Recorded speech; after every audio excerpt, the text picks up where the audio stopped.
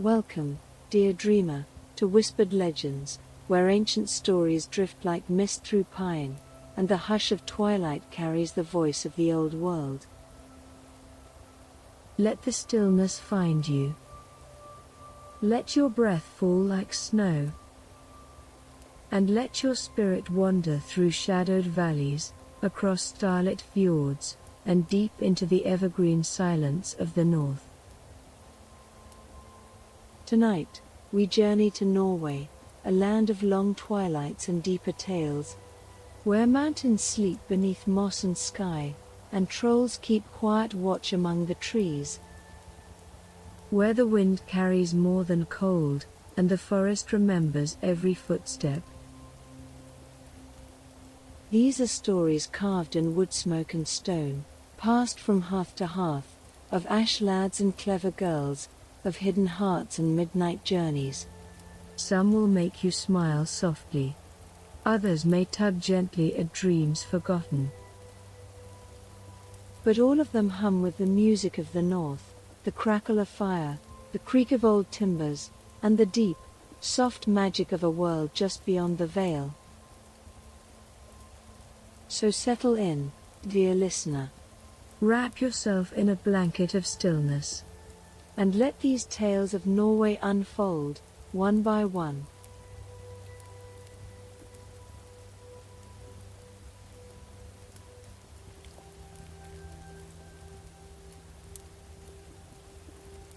Story 1. The Ash Lad and the Troll. Origin, Norway, from 19th century folk tradition collected by Asbjørnsen and Moe.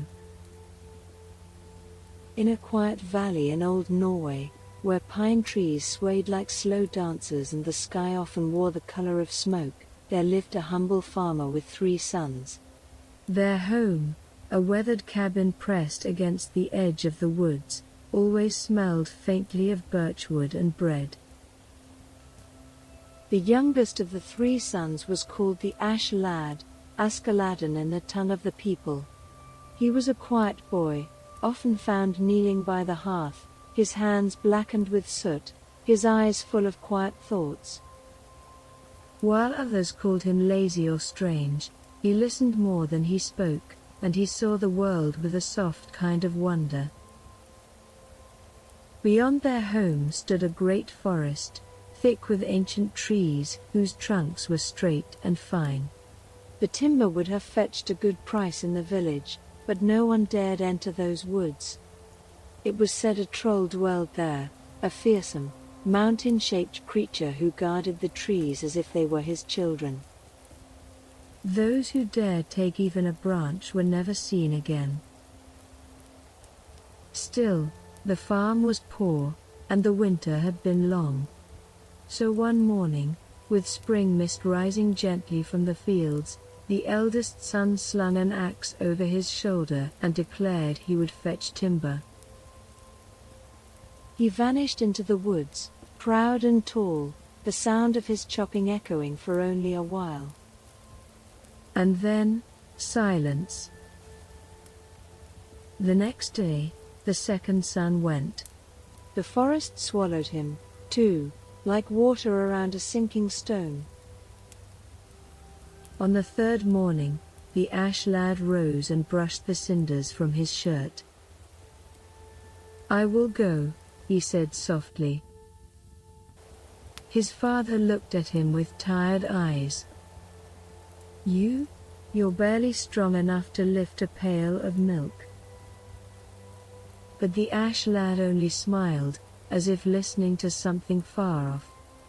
He packed a small piece of bread, a round of cheese, and, almost as an afterthought, slipped a soft, warm bit of hearth cheese into his pocket, half melted from the night before.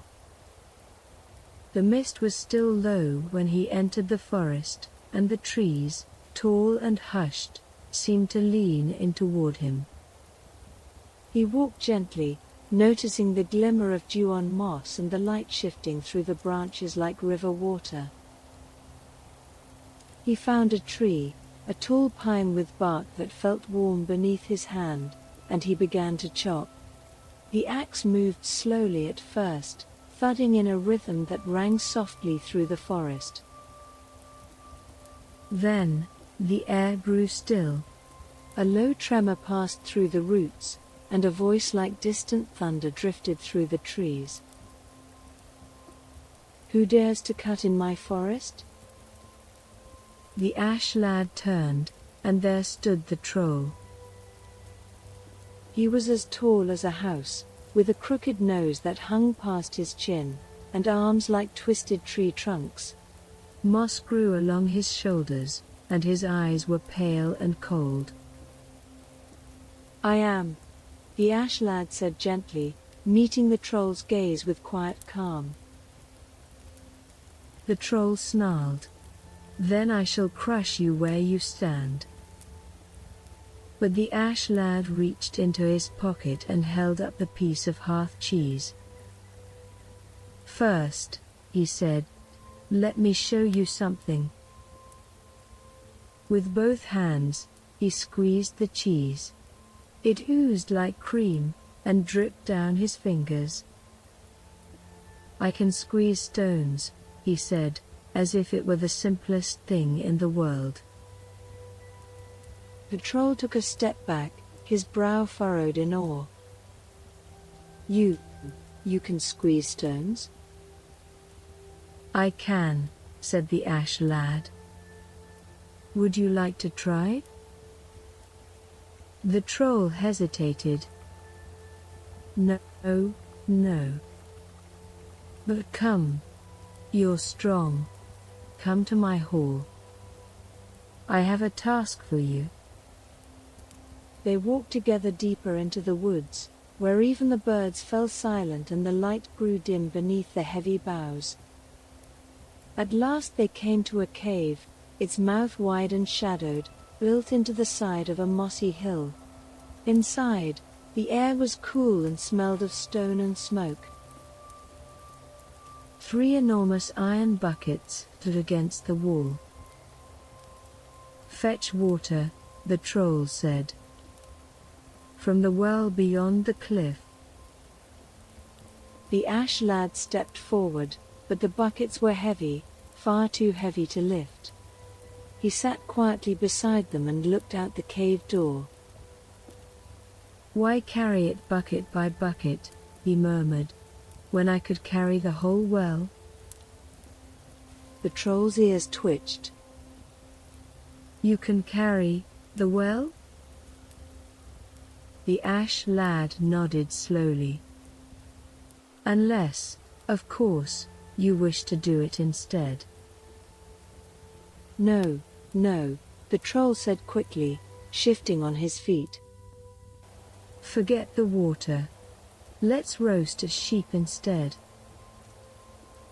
The fire crackled softly as they turned the spit. The meat browned slowly, filling the hall with a warm, drifting scent. When it was done, the troll handed over a great knife, long and sharp, to carve the feast. The ash lad examined the blade, then bent it slightly, snapping it with ease. "Ah," he said kindly, "your knife is too delicate." "May I use mine?" He pulled a small, dull blade from his belt, worn from carving wood by the hearth. The troll, nervous now, only nodded. Later, as the fire dimmed, the troll yawned. "We sleep now," he said. "You'll rest on that bench." The ash lad saw it was made of stone, carved low and hard, like a trap in waiting. But he only bowed. "Thank you." When the troll had turned to sleep, the ash lad quietly laid a bundle of firewood on the stone bench and covered it with his cloak. He then curled up beside the warm embers, silent as breath. In the darkest hour of the night, the troll rose, eyes glinting in the firelight. He took up a heavy club and crept toward the bench. 3 soft thuds echoed through the cave, like drumbeats deep in the mountain's chest. Now, the troll whispered, he'll never steal from my forest again. At dawn, the ash lad stood and stretched. A fine sleep, he said, brushing dust from his sleeves. The troll paled. You survived? By the end of the day, the ash lad had bested every task the troll set, all with quiet words and gentle riddles. At last, the troll could take no more. Go, he cried. Take the trees. Take whatever you like. Only leave me be. And so the ash lad returned home, pulling a cart full of fine timber behind him. His father, eyes full of tears, embraced him. The villagers gathered, their voices low with awe. Yet the ash lad only smiled, and returned to the fire. And though many would speak of the boy who outwitted a troll, he never told the tale himself. He simply stirred the coals, and let the quiet speak for him.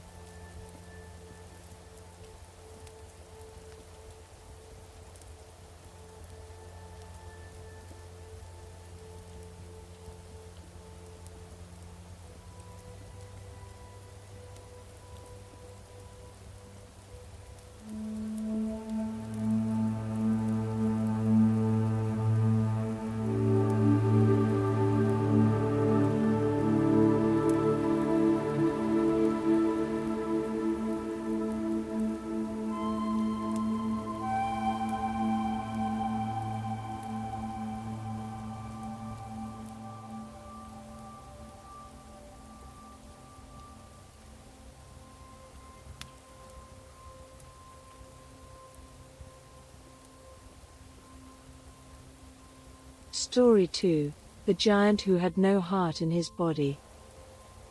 Origin, Norway, from 19th century folk tradition collected by Asbjørnsen and Moe. In a kingdom shaped by mountain and mist, where fjords carved long silver fingers into the land, and the wind hummed through forests of spruce and stone, there once lived a king with 7 sons. Their castle rose among pines and quiet snows, a sturdy place warmed by firelight and stories. Yet joy had long since faded from its halls, for one by one, the king's sons had disappeared. 6 brave princes, gone without a trace, as if the earth itself had swallowed them in silence. Only the youngest remained. He was gentle where his brothers had been bold, thoughtful where they had charged ahead. He listened closely to the world around him, the whisper of trees, the stillness of snow, the words left unspoken. And when the grief became too wide to ignore, he stood by his father's side and spoke. I will go, he said softly. I will find them. The old king, heavy with sorrow, placed in his son's hands a fine blade, and draped a thick cloak around his shoulders. His voice trembled as he whispered a farewell, half blessing, half prayer. So the youngest prince set out, riding beneath skies streaked with pale light, across meadows still sleeping beneath frost. He followed roads that narrowed to trails, and trails that faded into silence, stopping in every village and by every fire to ask, had anyone seen his brothers? Most shook their heads. Some looked away. But in a small hamlet nestled between dark ridges, an old woman took his hand. They went north, she said, her voice thin as lace. There is a giant in the cliffs. He turns the bold to stone. And they say his heart is nowhere in his body. That is how he lives on. The prince thanked her gently and rode toward the edge of the known world, where trees leaned inward like sentries, and the sun rode low on the horizon. As he climbed, The air grew still and cold. Snow whispered across the trail. And there, tucked between two crags of stone, stood a castle larger than any he had seen, built not with joy, but with power. Its great doors creaked as he entered, stepping softly into shadowed halls. Within, he found a maiden, tall and still, her dress the green of spring moss, her hair pale as moonlight on snow. Her eyes, though calm, held the quiet sorrow of someone long waiting. She was the youngest of 3 princesses, all taken by the giant. While her sisters were locked away in high towers, she alone was allowed to move freely through the castle, made to serve, and to stay. "You must go," she said, her voice low. "This is the house of the giant. If he finds you..." The prince bowed his head. "My brothers are here, are they not?" She paused. Then slowly, she nodded. "Yes." She led him through echoing chambers to a hidden room. There stood 6 stone statues, their faces frozen mid-breath, the 6 princes, captured not by battle, but by spell. The prince's chest tightened. "Is there no way to wake them?" "There is," the maiden whispered. "But it is not simple." "The giant cannot be slain, not unless his heart is destroyed." "And it is not here." She lowered her gaze. "He has hidden it." Before more could be said, the air shifted. A deep chill swept the hall. "He is coming," she whispered, and hurried him into a small, dark chamber. Moments later, the doors groaned wide, and a great voice rolled through the stone. "I smell the blood of a man," the giant thundered. The maiden stood tall. "Only the wind," she said. "Only the cold wind." Grumbling, the giant sat. He demanded food and spoke long into the dusk. And all the while, the maiden asked gentle questions, woven like thread into his boasting, until at last, with heavy pride, he revealed his secret. "My heart is safe," he said. "Far away." He told her, smirking, that it lay hidden inside an egg, inside a duck, inside a well, beneath a tree, on an island, in a lake, across a land no man could find. But the prince, listening through the dark, remembered every word. At dawn, he set out once more. The journey was long and hushed. Mountains gave way to quiet valleys, where deer moved like mist. He crossed forests of silver birch and rivers dark as mirrors. And then, at the edge of the world, he found the lake. It shone like glass beneath a sky of pearl. There he met an old man with a boat, a vessel no one else could see. The man nodded silently, as if he had been waiting. They crossed without speaking. On the island, green and quiet, the prince found the tree. Its roots coiled over stone. Beneath it, the well. Within, the duck. He waited, still as moss, until it rose from the water. With care, he caught it. And when the egg slipped from its beak, he held it gently, warm, soft, and faintly pulsing. He returned to the castle at dusk. The stone giants still stood. The air was quiet. The halls darker than before. The prince stepped into the grand hall, holding the egg in both hands. The giant sensed it. He rose, furious. But before he could move, the prince crushed the egg. There was no cry, only a slow trembling, as if the castle itself exhaled. The giant faltered, then faded like mist in sunlight. The statues shivered. One by one, the princes awoke. The spell had broken. The princesses stepped from their towers, light returning to their eyes. And beneath the mountain sky, the youngest prince led them home, his brothers, the maidens, and the silence of a great kindness done without glory. The king wept. The kingdom breathed. And though the story grew older, told from half to half beneath snow and starlight, the path once walked by the prince still waits, quiet, and full of wonder. And far away, in a lake forgotten by time, the water lies still, and the tree leans low, as if listening for a heart that no longer beats.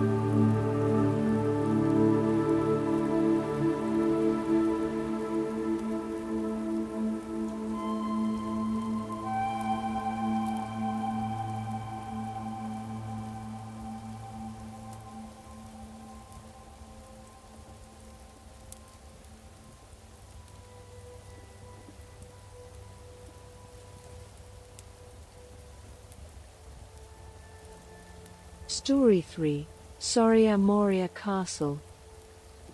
Origin, Norway, from 19th century folk tradition collected by Asbjørnsen and Moe.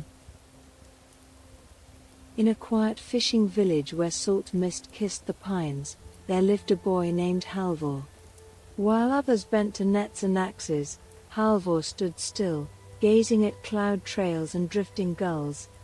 His hands were idle, but his mind wandered far. One morning, pulled by a quiet restlessness, Halvor boarded a ship with 2 companions, seeking work and wonder. The sea was calm at first, the sky wide and pale. But on the 3rd night, a storm rose, swift and unforgiving. The ship shattered, and Halvor clung to a broken spar, lost in the waves. He awoke alone on a strange shore, the tide retreating at his feet. He wandered inland, into forests hushed by moss and sun-flecked mist. In time, he came to a small house tucked beneath leaning pines. An old woman opened the door, her eyes clear and knowing. Behind her, a silent old man tended the fire. "You've wandered far," she said. "Rest, but know, nearby lies a dark castle. A troll with 3 heads guards it, and a princess sleeps within." The next morning, she handed him a flask filled with strength and a dull iron sword, warm to the touch. "Drink when fear grips you," she said. "Strike only when still." Halvor bowed and continued on. The castle sat like a wound in the earth, its walls blackened, its towers hunched. Inside, the troll snored, 3 heads tangled in sleep. Halvor drank. Strength bloomed like spring sap. He stepped forward and struck. The troll gasped and turned to stone. In the tower, the first princess waited, her face soft with quiet gratitude. She gave Halvor a finer sword and a new flask, and they walked together until the woods parted. Then she kissed his cheek and turned away. Further on, Halvor found a second cottage, tucked beside a roaring stream. Another old woman waited, smiling with half her teeth. She handed him a sharper blade, a brimming flask, and news of another castle, guarded by a troll with 6 heads. Halvor crossed a swaying bridge, climbed stone stairs worn by centuries, and entered the second stronghold at dusk. The troll grumbled in its sleep, its breath foul and thick. Halvor drank, waited, and struck when silence returned. The second princess stood beneath a weeping tree. She gave him a silver ring, cool to the touch. "Lose this, and you lose me," she said. Halvor nodded and walked on. The final castle was hidden in woods bent with fog. The air grew still. A troll with 9 heads waited inside, watching. Halvor drank slowly. When the wind howled and the doors trembled, he moved like breath and struck true. The third princess was pale and calm.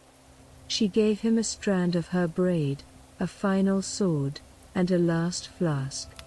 Her eyes lingered, but she said nothing. He walked alone now. Each castle vanished behind him into mist. But ahead, on the far side of a wide valley, stood a castle of gold and morning light, Soria Moria. A bridge stretched toward it, woven from mist and memory, delicate as spider silk in sunlight. Halvor stepped onto it. The world hushed. Below, the valley stilled. Above, the castle doors opened soundlessly. Inside, he found the youngest princess. She took his hand and whispered, "Speak not my name. And guard the ring, always." Time passed, quiet as snowfall. But Halvor's heart stirred with longing. He returned home, the ring still warm on his finger. But when asked, he spoke, her name soft upon his tongue. The ring slipped, and she was gone. Grief fell over him like dusk. He wandered for days, then weeks. At last, deep in a pine forest, he saw a cottage glow beneath the trees. An old woman stirred the fire. Her husband dozed nearby. "You've lost someone," she said.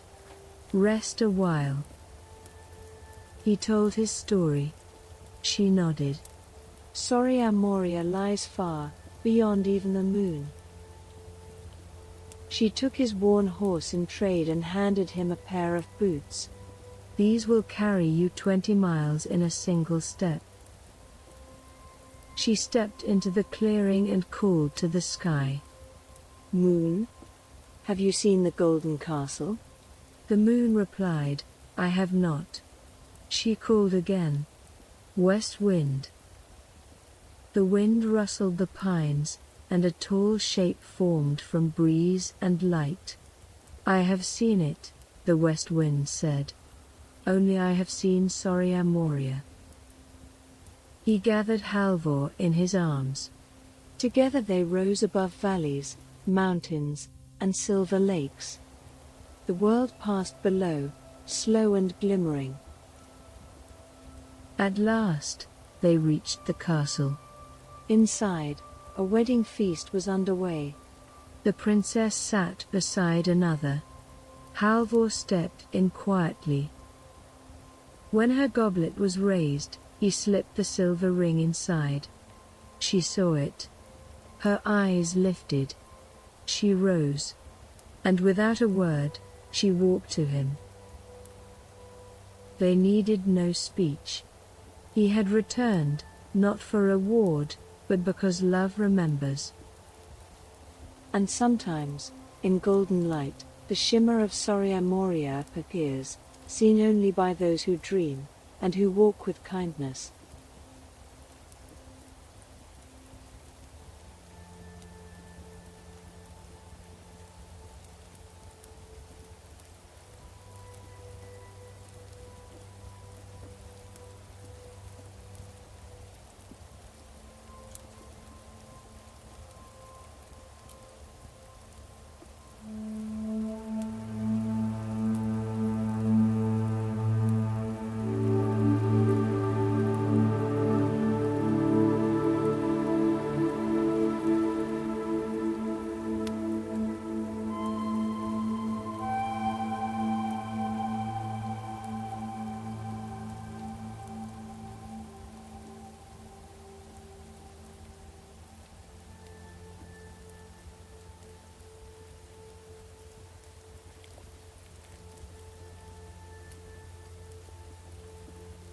Story 4, Dapplegrim. Origin, Norway, from 19th century folk tradition collected by Asbjørnsen and Moe, first published 1841. In the hush of a narrow fjord valley, where sea wind rustled through pine and cloudlight drifted across the fields, there once lived a boy, the youngest of 12 brothers. He was quiet in word and slow in stride. While the others filled their days with farming and trade, the youngest lingered in the meadows, watching the way light danced on the water and listening to the hush between the birdsong. When their parents passed, his brothers divided the land, the house, and every coin they could find, leaving the youngest with nothing but a dozen old mares grazing near the edge of the forest. He took no offense.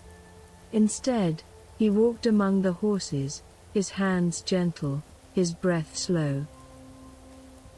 And one morning, he found something unexpected. A colt, small and dappled, with a coat like sunlight through fog, stood at the side of one of the mares. The youngest knelt beside it. It looked back with knowing eyes. "You've seen me," said a voice, low and kind. It came from the colt. He blinked, unsure if he had imagined it. "I'm not an ordinary foal," it continued. "If you care for me, feed me the milk of the mares and raise me with patience, I will grow stronger than any horse under sun or moon." So he did.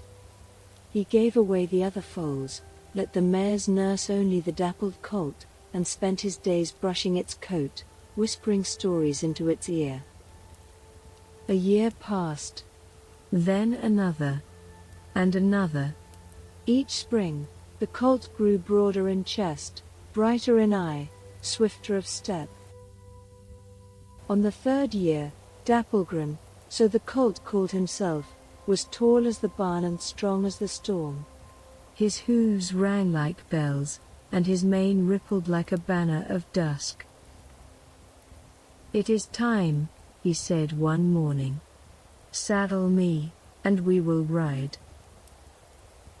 The brothers laughed when the youngest approached, but they stopped when they saw Dapplegrim.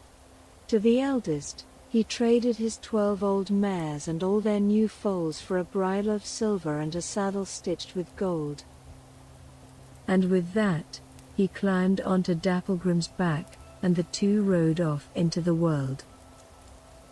They came to the kingdom's heart, where a great hall sat beside a lake and the king's banners fluttered like whispers on high stone towers. There, a decree had gone out. The princess had been taken by a mountain troll, and whoever could bring her home would win half the kingdom and her hand. But none had returned.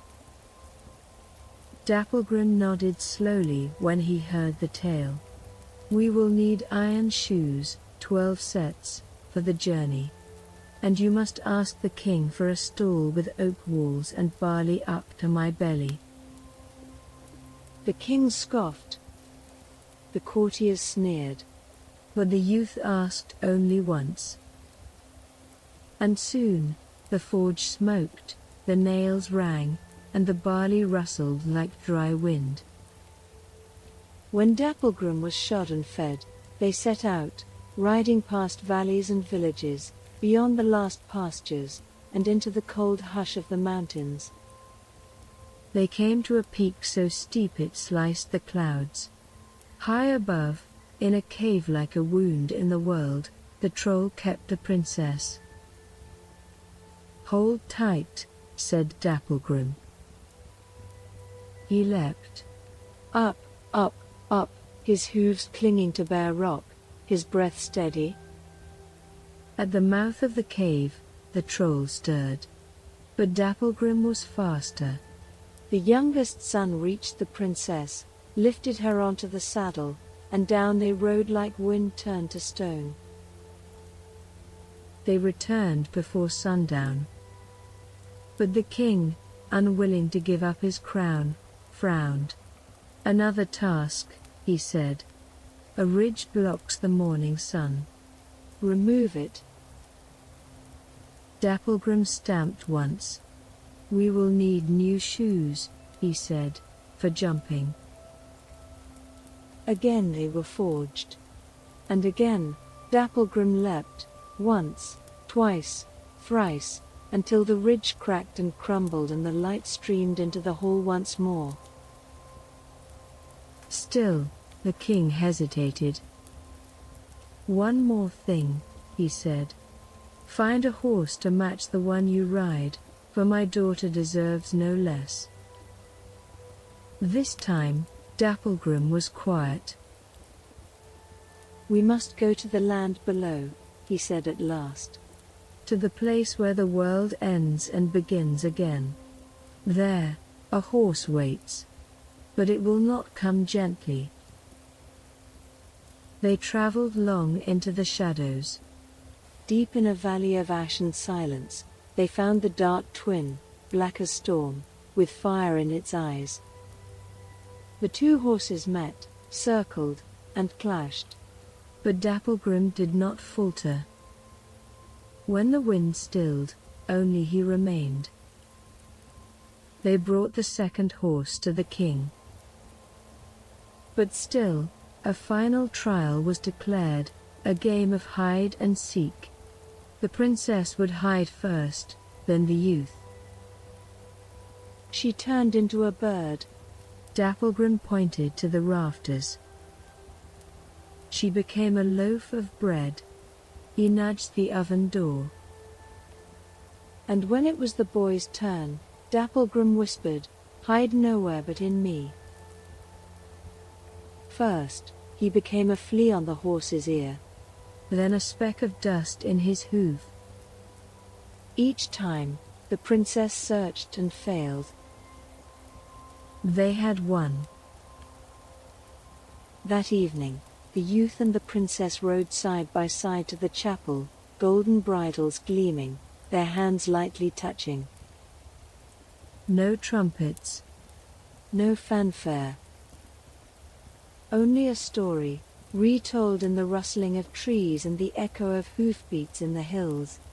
And if ever you see a horse shimmer like dawn cloud over snow, know that Dapplegrim still rides, and the quiet youngest son, with a heart true and kind, rides with him.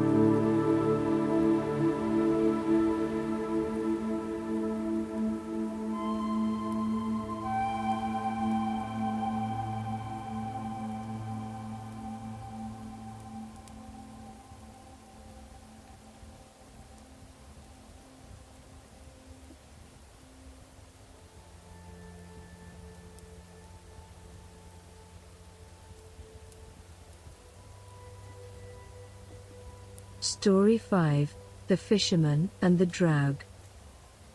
Origin, Kvum, Helgeland, northern Norway, from 19th century coastal fisherfolk oral tradition.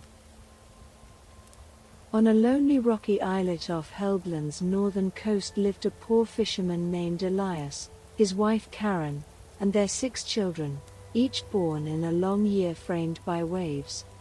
Their humble cottage, built of driftwood and stone, was cradled by surf and elder spruce, the hearth always glowing with fish broth and stories. At dawn, gulls wheeled overhead and nets were cast into soft grey waters. At dusk, lanterns flickered in frost-laced air as laughter wove through the days lapsing in gentle arcs. But as spring thawed the fjord, the sea's voice began to shift. One pale morning, Elias discovered yellow-white foam clinging thick to his boat's planks, heavy and spiteful like a winter's breath in summer. The Draug's vomit, whispered a mariner. Elias's heart jolted. Legends spoke of drowned bodies torn by water and souls exiled from sacred ground. That night, the wind carried a rasped lament. Ha-oo. A hollow, mournful drawl that threaded through the cottage like fog. Karen paused by the window, her silhouette pale. The children stirred in sleep. Foreboding settled like deep-sea cold. In local lore, a Draug, a corporeal revenant, was a drowned man bound to restless water, denied Christian burial. It haunted half-sunk boats, draped in oilskins and seaweed, its eyes pale embers under kelp thatch, breath heavy with rotten salt. Its signal cry, ha-oo, warned of storm, shipwreck, or loss. One mist-wrapped evening, Elias waded ankle-deep in surf and beheld horror, a broken half-boat drifting unnaturally still. In its stern stood the Draug, garbed in dripping oilskins, shoulders veined with seaweed, its face hidden and eyes glimmering like dying coals. He recalled his grandmother's counsel. Never answer its call, always carry iron, light a fire at dusk. Before night fell, Elias hammered a wrought iron nail into his coat and carved a driftwood cross above the door. By lamplight, he murmured coastal verses as his children drifted toward uneasy dreams, the lantern flickering in reply to a trembling wind. But the Draug returned night after night. It scraped the boat's hull with unseen claws, left foam slick beneath the keel, and swallowed the hush between waves. Fear settled into the cottage's walls like damp moss. One evening, Elias wove churchyard grass, dried beneath the altar on All Souls' Day, into his nets, and placed a silver coin, blessed by a priest, under the keel. That night, there was no cry. The wind stilled like held breath, but Elias dreamed of ember eyes and fishbone teeth, and awoke to damp footprints pressed in sand outside the door.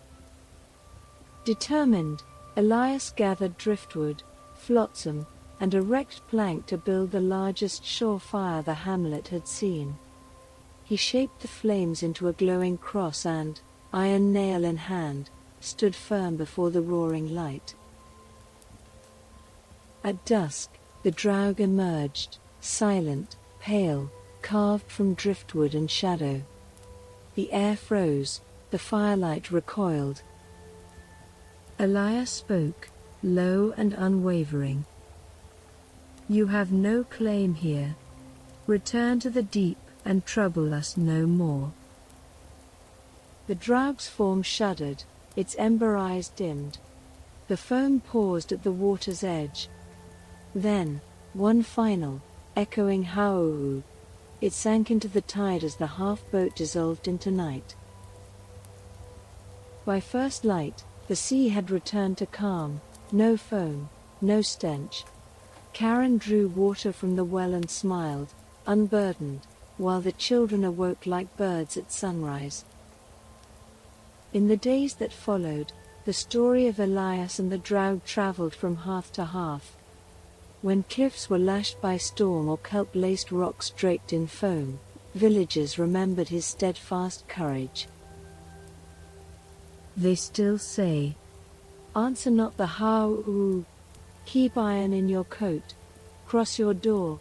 Light the fire before the tide swells too high. So that the restless dead, bound by salt and longing, may return to the quiet heart of dawn, and the living may continue to wake, to laugh, and weave new stories where once only waves spoke.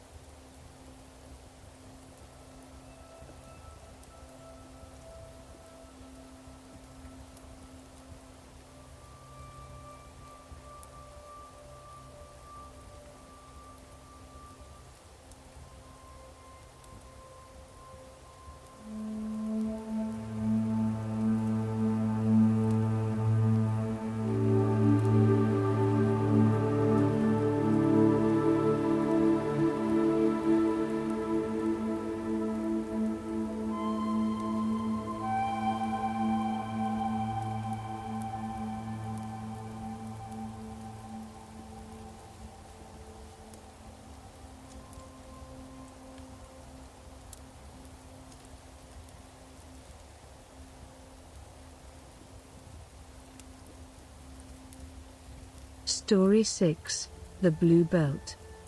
Origin, Norway, collected by Peter Christen Asbjørnsen and Jørgen Moe, first published 1841, Det Blå Bandet. English translation adapted from George Darcent and revised by D. L. Ashlyman. A hush fell over the Norwegian hills under a sky streaked with twilight as an old beggar woman and her young son made their lonely way home. Their burlap bag, heavy with coins and scraps from the day's mercy, swung low at their knees. The air tasted of moss and evening dew, and the boy's heart, though tender, was worn thin from daily poverty.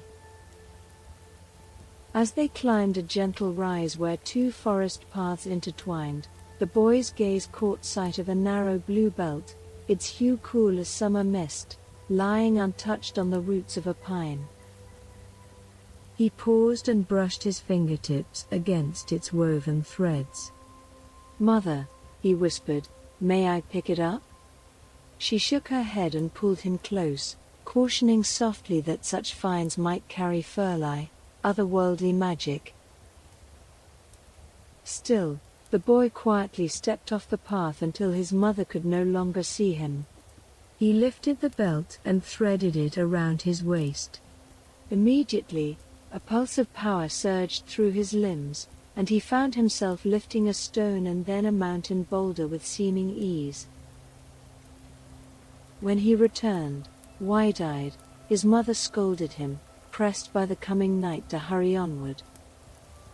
She was weary, and halfway up the ridge, she faltered. "Mother," he said gently, "may I climb the crag for a moment?" She nodded, confusion soft in her tired gaze. He scrambled upward under fading light and glimpsed a warm lantern glow, a house painted red in the far north, its windows brilliant with invitation. Rushing back, he found her seated beneath a bush, weary from the climb. "See the light?" he urged. "There is a house close by." Hope fluttered in her voice as they climbed, until she halted before a sheer cliff. He did not hesitate, lifting her and their bag with ease, carrying them up the steep rock as if weightless. She gasped, "Trolls live on the other side." But he said nothing, his path was certain. They reached the tall red house, its walls smooth, windows bright in the dusk. Though she trembled, his confidence guided them to the door, which swung inward quietly. At the threshold sat a giant, his voice low and deep, as if carved from the earth. "Good evening, grandfather," the boy greeted. The giant paused mid-breath. "I've sat here 300 years, the giant said, voice rolling like distant thunder through timbers. "No one's ever called me grandfather." He smiled, gentle though heavy with age, rose, and offered warmth, shelter, and kindly conversation. Inside, the hearth glowed golden. The old woman fainted, overwhelmed by fear. The boy guided her to a pile of wood while the giant rearranged straw bedding and stoked the embers to warmth.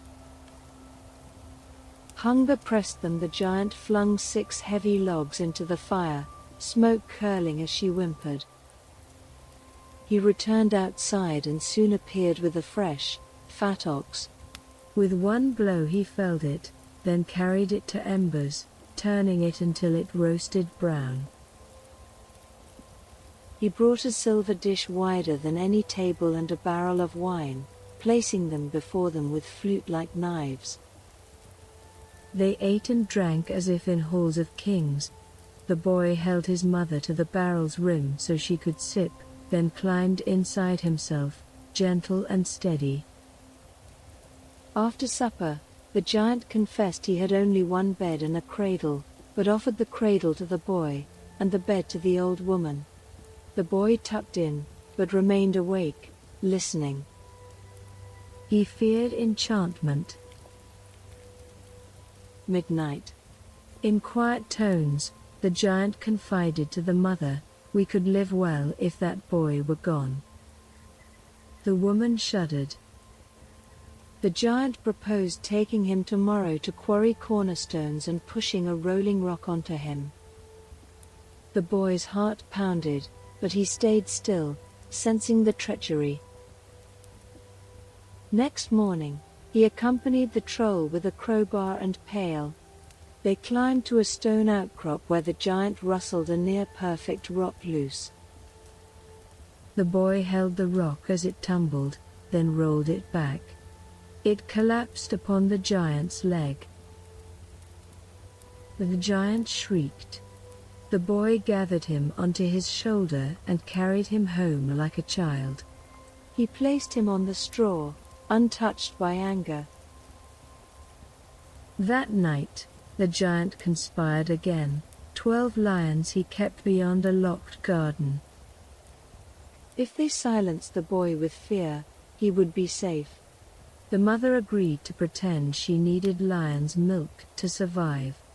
The boy listened quietly, but did not pretend ignorance.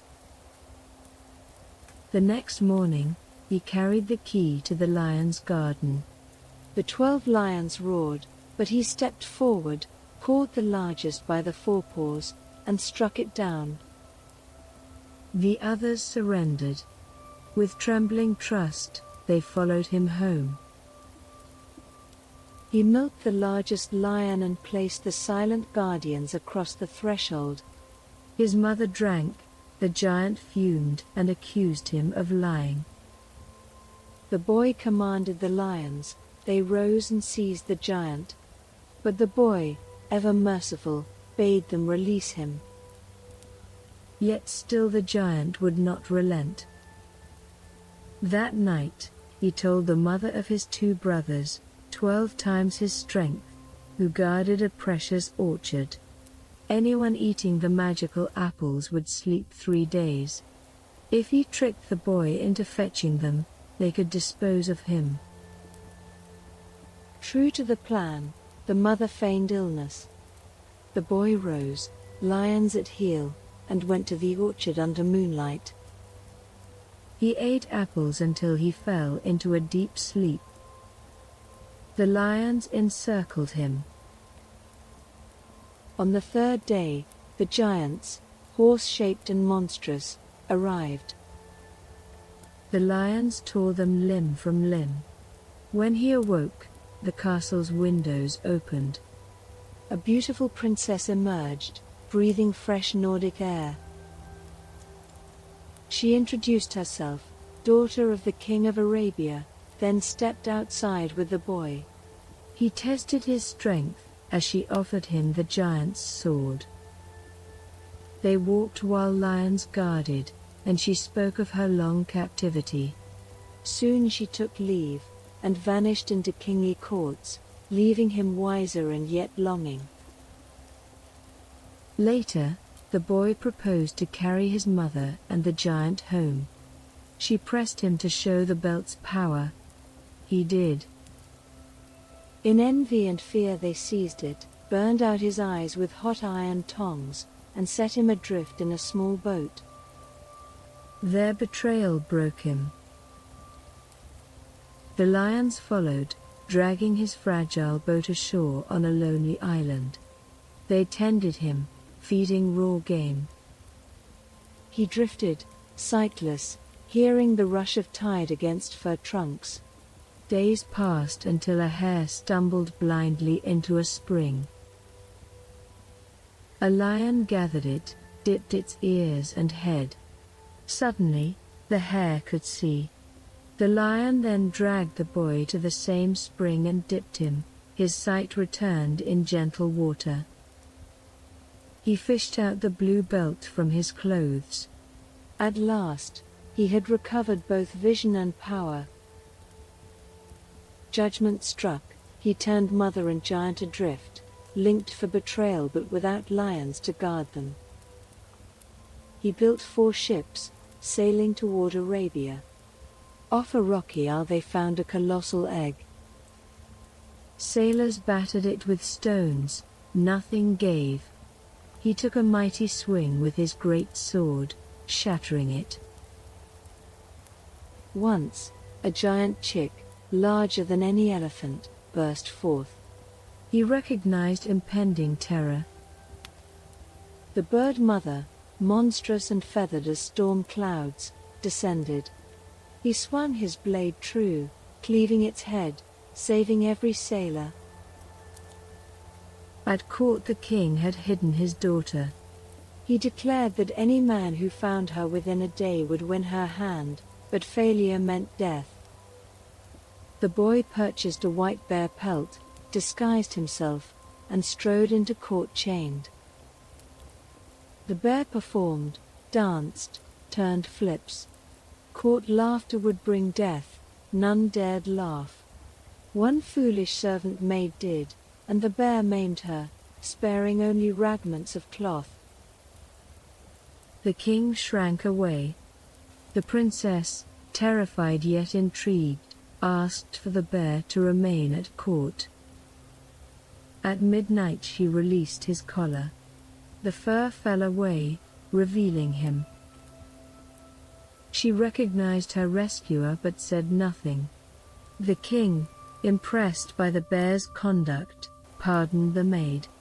The princess remained silent, but her eyes told of gratitude.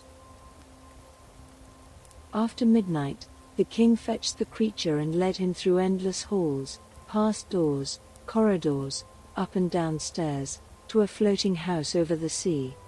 In its threshold sat the princess. Seeing him, she began to cry. He waited until dawn. The king, faithful to his word, prepared the challenge. The boy danced, waited, then spoke. "Follow me. There remains time."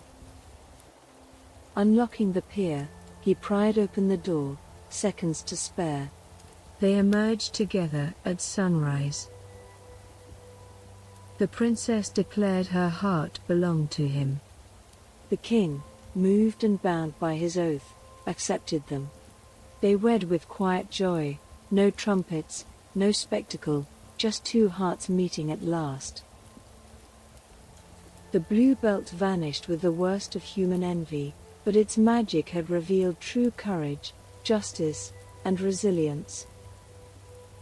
In hushed tones along fjords and forests, elders still whisper, "Find strength from humble places, stay true amid betrayal, and speak softly when hearts are revealed."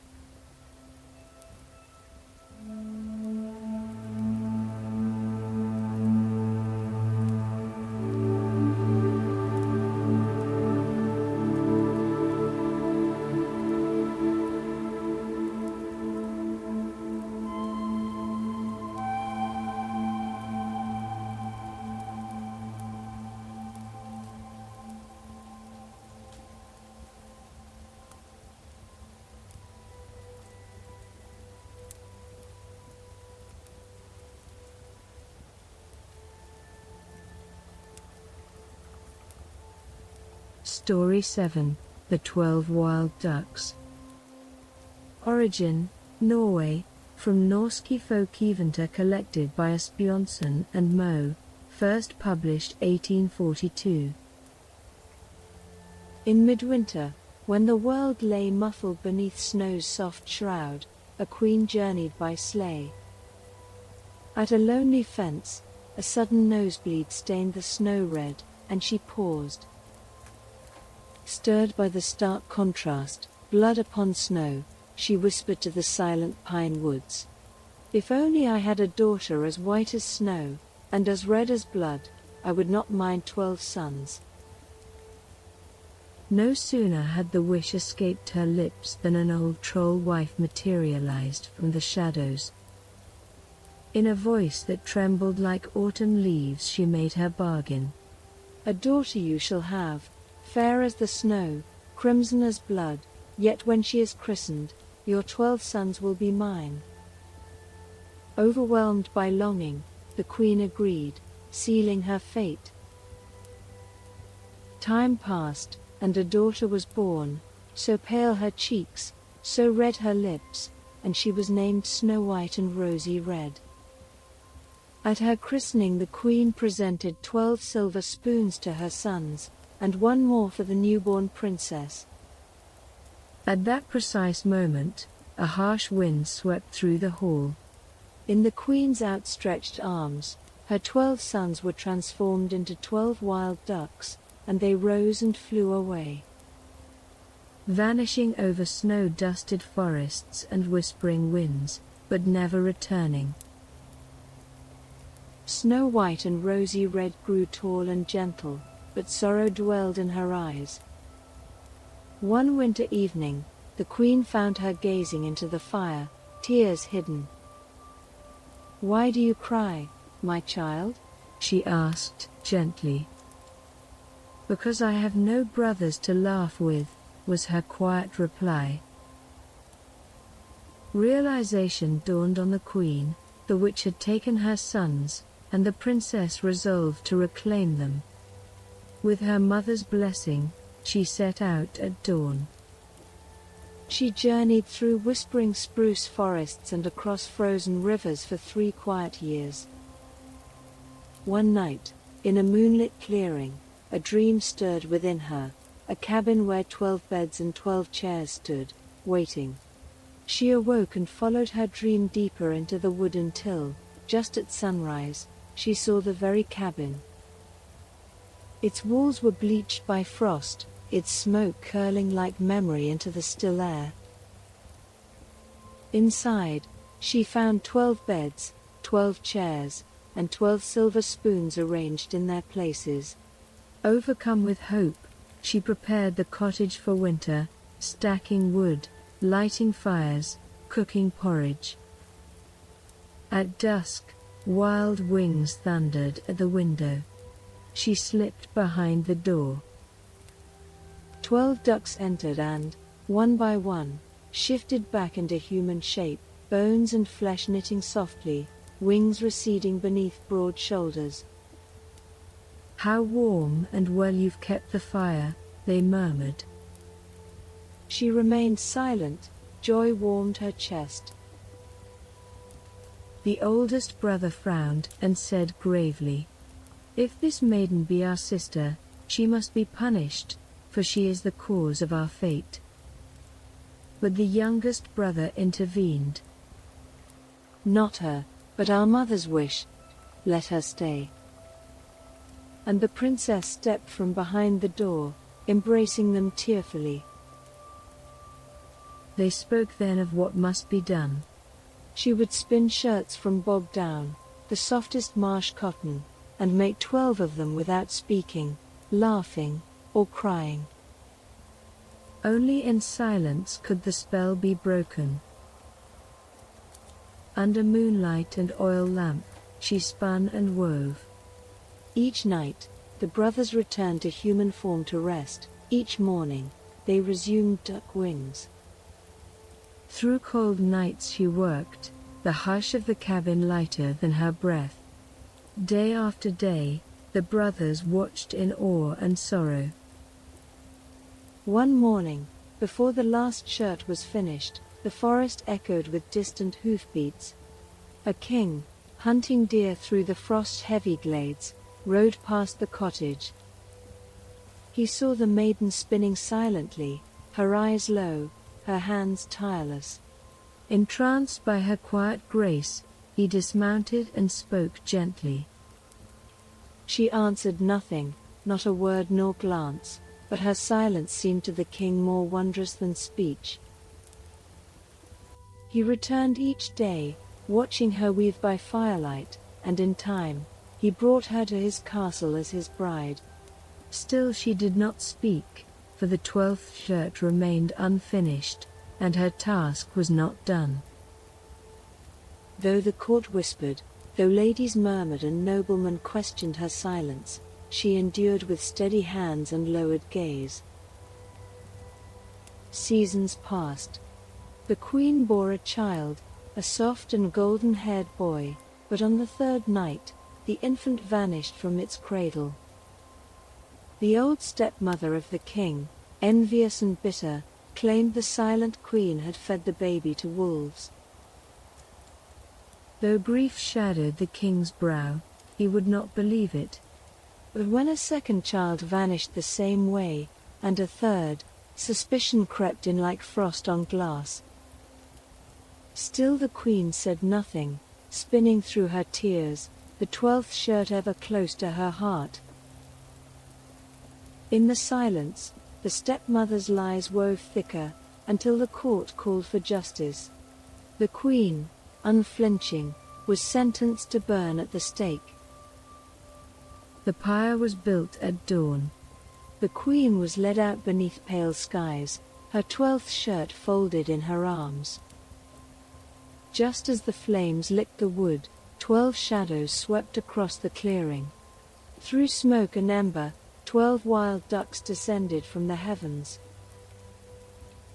They landed one by one, and as their feet touched earth, she cast each shirt upon them. Feathers melted into flesh, wings folded into arms, and 12 young men stood blinking in the light of dawn. The youngest had but one wing left, for his shirt lacked a sleeve. But all were free. Only then did the queen speak. Her voice, long silent, rang like morning birdsong as she told the truth of her vow and the wicked lies of the king's stepmother. The stepmother, pale and trembling, confessed all and was banished from the kingdom. The queen was embraced by the king, her brothers by her side once more. Then they led him to a pit filled with snakes and toads, his children unharmed, playing amid the serpents as if in some enchanted garden. The king knelt, lifting them free, tears and relief mingling as the first spring sun warmed their faces. Peace returned to the kingdom, as spring light warmed the hills and birds called through the birches once again. And so the tale of Snow White and Rosy Red, and her 12 wild brothers, was passed from hearth to hearth in the hush of northern nights, reminding all who hear it that love, patience, and quiet strength can undo even the strongest of spells.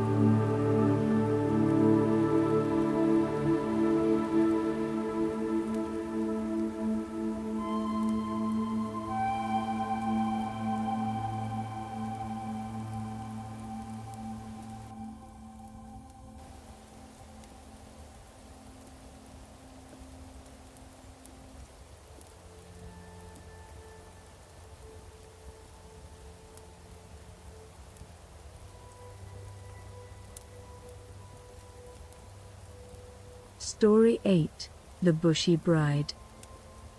Origin, Norway, from Asbjørnsen and Moes Norske Folkeeventyr, English translation based on George Webb Darsent's 1859 translation.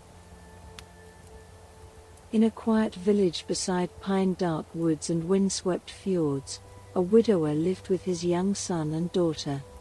Life was humble, full of shared tenderness. Each dawn stirred hope against evening's deepening shadows. But when the widower remarried, with the woman bringing her own daughter, warmth in the household thinned like mist at sunrise. Under the stepmother's icy rule, the girl was given endless chores and constant scolding. Her brother, distressed by her suffering, left home one morning. He found a place in the king's stable, eventually serving the monarch as a groom, safe and steady, yet longing for home. Left alone, the girl labored by day, fetching water, scrubbing floors, her spirit subdued yet gentle. Still, a pure heart glowed within her, like a secret ember beneath the oldest pine in winter. One bright morning, her stepmother sent her to fetch water from a pool on the forest's edge.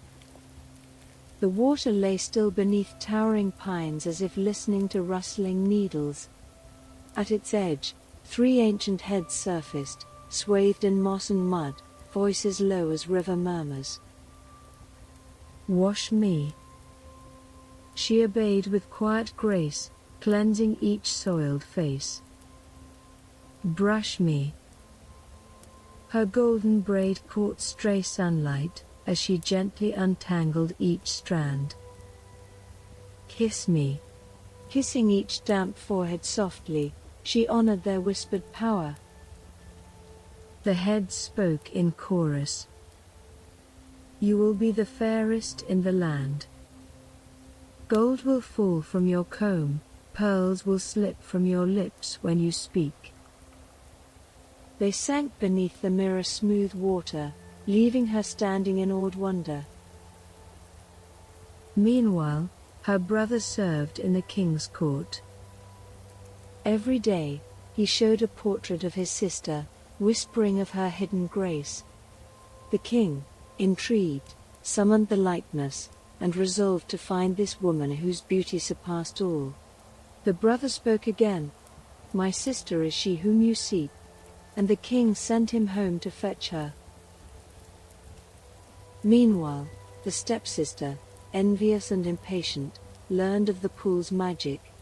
Late one moonlit night, she stole along the same forest path to the pool's edge.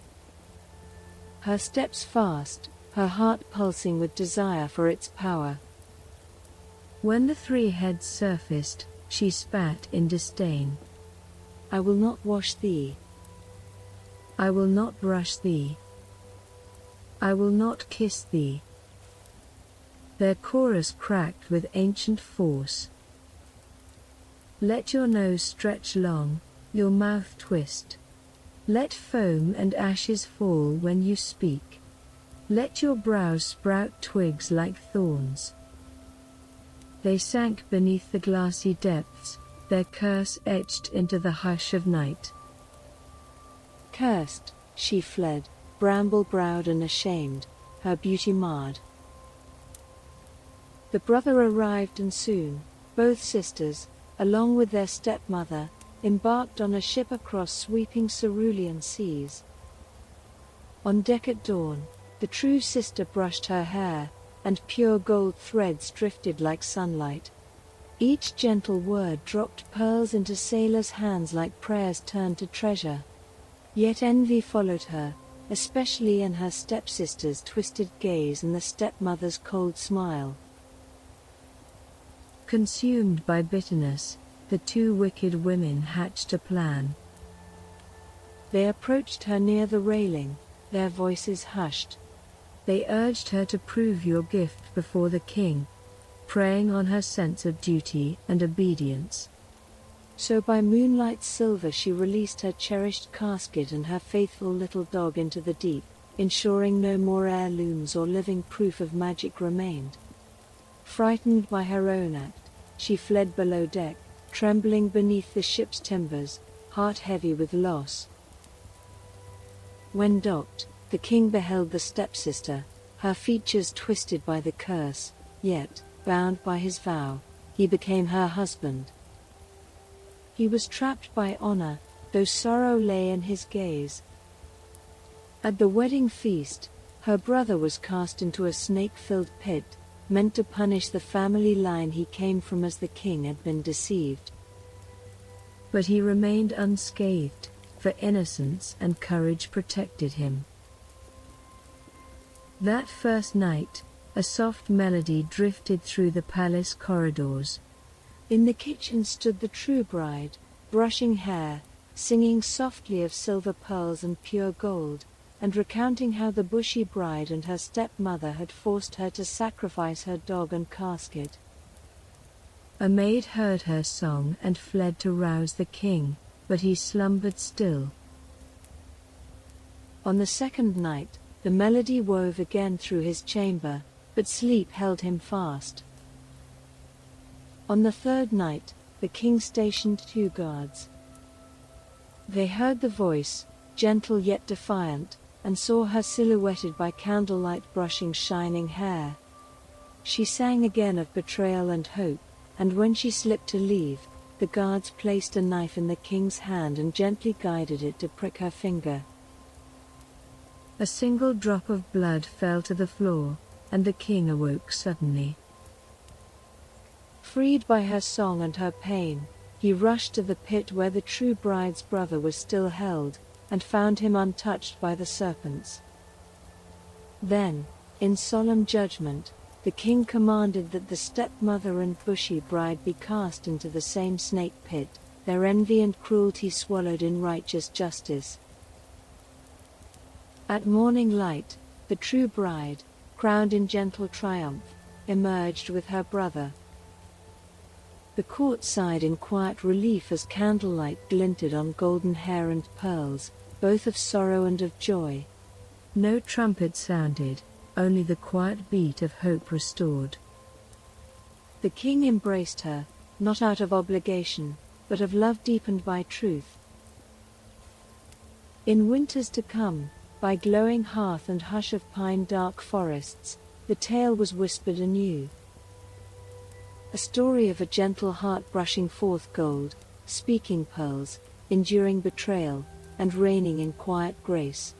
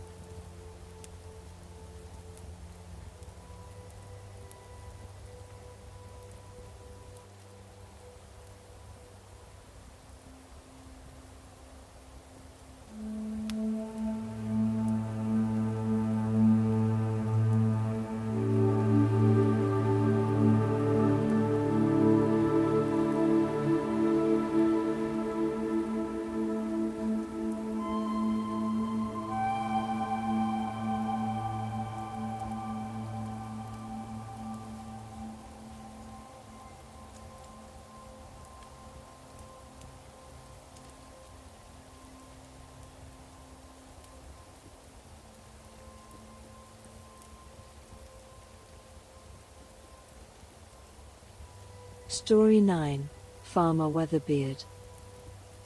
Origin, Norway, from Asbjørnsen and Moe's Norske folkeeventyr, mid-19th century, Andrew Lang's Farmer Weatherbeard, Farmer Weatherski.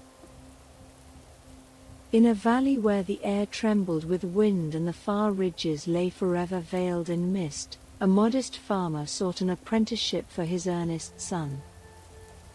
The boy yearned to learn, to master a skill, but no craftsman would take him. Each insisted he be taught only by the utmost master, the greatest of all.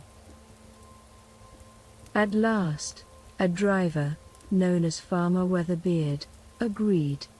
He was a looming man, his beard like storm clouds on the horizon, and his eyes hinted at wild skies. He bade the youth climb into his sleigh. At once, the reins flew tight and the sleigh launched into the air, skimming treetops, with the boy's warning cries lost in the high gusts. The sleigh vanished beyond sight, borne on the backbone of wind itself. Tormented by his son's absence, the farmer's wife urged him to seek him out. He journeyed deep into whispering forests and glancing streams until he came upon a hut, where a hulking crone dwelled. She admitted she had heard the sleigh, had seen its fiery trail against the moon, but knew nothing more. She sent him onward to her sister, who consulted each fish in her pond. Still, there was no answer. A final sister, she of the birds, listened to each dawn's song until one spoke of a great eagle who hovered above the clouds. The eagle, great and wise, knew the roads of wind. Through swirling breath and clamoring wings, the eagle spoke. The sun served farmer Weatherbeard across sky roads, and if the farmer would reclaim him, he must gather 4 strange tokens, a handful of bread crumbs, 3 hairs from the driver, a stone, and 3 chips of wood. These, thrown in sequence, would create chasms and barriers through which even a sky rider could not pass. The farmer collected the crumbs and carefully plucked the hairs while Weatherbeard slept. At dawn, he laid a crumb before a passing hare, which darted ahead, drawing behind it a flock of pursuing crows. Then he dropped the hairs at once. The crows transformed into fierce guardians and blocked the path. He cast down the 3 wood chips, and towering trees surged from the earth, forming an impassable forest. Finally, he hurled the stone, and a jagged mountain range rose between them. When Weatherbeard tried to cross, his legs struck hard against the stone. A cry of rage echoed through the valleys as he limped away, vanquished. At last free, the farmer found his son, no longer boy, transformed, by a churchyard gate. He pressed the earth there over the hare, and in that moment, the creature stirred and rose a man, the son, restored to human form. Home they returned, but the tale was not done. Farmer Weatherbeard pursued, appearing at the fair where father and son showcased the wondrous steed the boy became. Twice a horse, twice the driver failed to catch him. But on the 3rd day, with a magical headstall left, the father unwittingly allowed Weatherbeard to claim the horse. The driver leapt aboard, the horse screamed, and dashed north into the sky. Later, Weatherbeard paused by a tavern and tied the horse to a post. He pinned the horse's nose with hot nails and scattered oats through a sieve, cruelly taunting the animal. A young maiden, seeing this cruelty, freed the steed. The boy leapt free, shifting shapes in breath, horse to fish to dove, with the driver pursuing as a pike, then as a hawk. A princess, kneeling near the chase, saw the transformations and sheltered the youth. He told her of his plight. She hid him as a golden ring upon her finger. Soon after, the king fell ill. Weatherbeard came to cure him and claimed the golden ring as payment. The princess revealed the ring came from her mother, tossing it into the fire.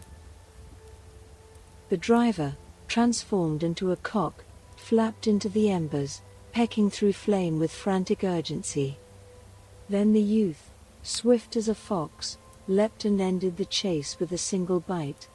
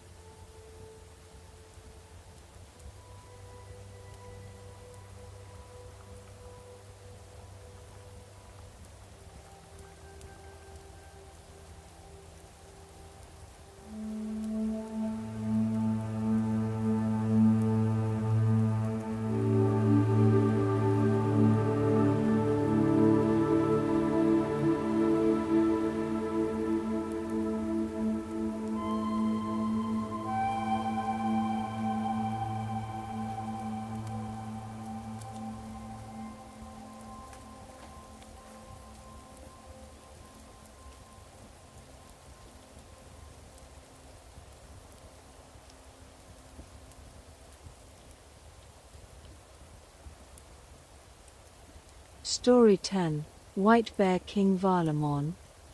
Origin, Norway, From Asbjørnsen and Moes Norske Folkeeventyr, number 90, 1871, Satadal version. In the hush of a deep Scandinavian forest, where moss and midnight mist wove a tapestry beneath ancient pines, and the air was still with the breath of forgotten ages, there lived a king and his beautiful queen. Their youngest daughter, bright-eyed and kind, dreamt one night of a magnificent golden wreath. Her father, wanting to please her, tasked his goldsmiths to create it, but none could match the one in her dream. One day, while walking in the forest, the princess spotted a grand white bear with fur like fresh snow, playing with a golden wreath, the very one from her dream. The bear approached her, its voice a gentle murmur, and offered, "If you marry me, princess, you shall have your golden wreath and live with me in a beautiful castle. But first, your father must send your 2 elder sisters to me." Though fear fluttered in her chest, the princess felt a strange truth in that voice. She returned to her father's hall and recounted the bear's words. The king, worried for his daughters, first sent his eldest daughter to the forest. When the white bear asked her, "Have you ever sat softer, or seen clearer, than in your father's lap?" she replied, "Yes."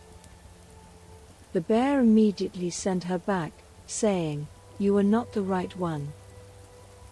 The second daughter followed, giving the same answer, and was likewise dismissed. Finally, the youngest princess, with trembling vow, agreed to go. When the white bear asked her, "Have you ever sat softer, or seen clearer, than in your father's lap?" she answered, "No, never." The bear, pleased, declared her the right one, and she took his paw in hers, pledging her days to him. He carried her into the forest, vanishing among silent trunks, and then brought her to a magnificent white castle, shimmering with ice and light, where they were married in a moonlit ceremony. By his fireside, she found a new world, carved columns of crystal, floors laid with gentle snow, and a hearth glowing bright enough to melt sorrow's chill. Each night, Valemon, still in his bare form, embraced her softly in bridal gentleness, yet each time, before the morning sun, he withdrew. When she asked why, his eyes deepened. "I am king of winter and wander between worlds. You must never attempt to see me by magic, or our fate will unspool." Seasons passed like heartbeats. The princess became pregnant, and a year after their marriage, she gave birth to her first child. As the newborn gently stirred for air, the white bear entered. With gentle roar, he lifted his son and, with sorrow in his wild eyes, carried the baby away into the forest, vanishing among silent trunks. The princess's heart ached with loss. The next year, she bore her second child, a daughter, who was also taken away by the bear. A year after that, her third child, another daughter, was born and taken as well. Each time, her sorrow deepened, but Valemon remained steadfast in his love for her. After the third child was taken, the princess longed to visit her family. Valemon agreed, but with a strict warning: "You may go, but you must not listen to your mother if she tries to persuade you to see me at night." She returned to her father's hall, but her mother, distressed by the children's disappearance and curious about her son-in-law, pressed her constantly. Despite her husband's warnings, the queen mother gave her daughter a candle stub and matches, urging her to light it while Valemon slept to see his true form. That night, back in the shimmering castle, curiosity tugged at the princess. After a long day of ice fishing and laughter, as Valemon slept soundly in his bare form, she lit the candle. As the tiny flame flickered, she glimpsed beneath the fur an enchanted prince of fine bearing, his eyes soft with longing. But as she leaned closer, 3 drops of hot tallow from the candle fell onto his chest. He howled, stepping back. The palace trembled. His regal robes shifted, becoming bare fur once more. A single tear fell as he spoke. You have broken the vow, my heart. I am banished. Had you waited just 3 months more, I would have been free of the spell. Now, I am cursed to marry a wicked troll hag in a land far to the east, to a castle that lies 3 days' journey past a glass mountain. And it is your own mother's fault. Her pleas faded in emptiness. With her children gone and her love cursed, she watched him fade, first bear, then man, vanishing into crackling flame. Grief-laden but determined, the princess set out at dawn to rescue him. She carried only her faithful heart, a pair of golden scissors that could cut any silk or velvet, a silver flask that had always stayed full, and a white cloth that could produce the finest food. Through glaciers and frozen wastes she wandered, across dazzled fjords, under endless winter skies, guided only by fervent hope. She came to 3 old women's huts, each perched on a glittering promontory. In each, she paused for shelter. The first old woman, frail and wise, welcomed her. The princess asked for tidings of the White Bear King. He passed this way, the old woman said, on his way to marry the troll hag. But you are too late tonight, she will keep him close. Rest here. The next day, the princess thanked her hostess. As she prepared to leave, a little boy emerged from the hut. The princess instantly recognized her. It was her eldest son, whom Valemon had left in the old woman's care. The old woman had been a kind guardian. The princess journeyed on and reached the second old woman's hut. The same scenario unfolded.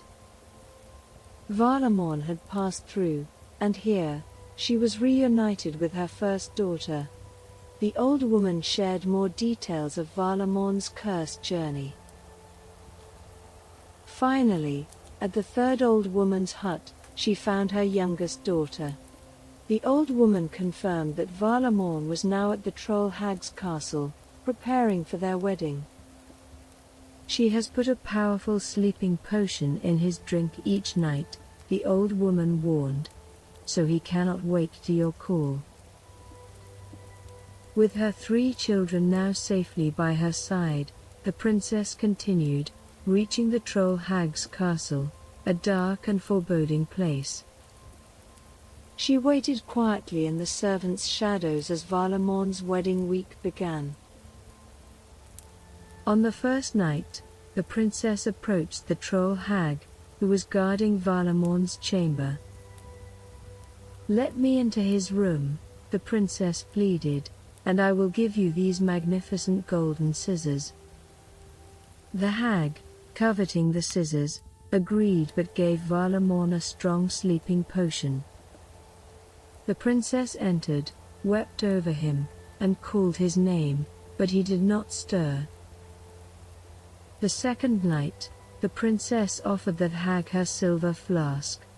Again, Valemon was given a powerful sleeping draught. The princess wept over him once more, whispering her love and sorrow, but he remained asleep. However, a young boy, who was Valemon's cupbearer and had overheard her lamentations, grew suspicious. On the third night, the princess offered the hag her white cloth. The hag greedily took it, but the young cupbearer, having replaced Valemon's sleeping potion with water, warned the princess. She slipped into the royal chamber. This time, as she gently whispered, "Valemon, my heart, I have come," he stirred, shaking beneath his bare paws. At her gentle voice, he opened his eyes to find his beloved kneeling beside him. With joy and relief, he wept. In a shimmer of white light, the spell broke. Before them, then, stood the true bride and groom, the princess, with her 3 children rushing to embrace her, and Valemon restored in regal human form. Together, they formulated a plan. The next morning, at the wedding feast, Valemon proposed a game to the troll hag. They would ride their horses up a steep, icy bridge he had built. The troll hag, confident, agreed. Valemon and the princess rode first, crossing safely. But when the troll hag and her entire wedding retinue followed, the bridge, secretly rigged by Valemon, collapsed, sending them all crashing into a deep, freezing chasm. The wicked hag and her trolls were vanquished forever. Snow melted at their feet as Valemon, the princess, and their 3 children began their journey home. His children, now free, walked proudly beside him, tiny kings and queens of mountain and wave. They returned through shimmering corridors of ice, each step measured in gentle wonder. The princess held her children in arms warmed by love, and Valemon's smile forecast a life of harmony, between human heart, wild winter, and the living magic of their pledge. In decades to come, parents by fjord and fire would tell of the white bear whose bond spanned worlds, of the bride who walked through ice to keep her promise, and of their children, the living testament to love stronger than enchantment and more enduring than snow. And in the quiet echoes of their tale, may you find your own gentle rest.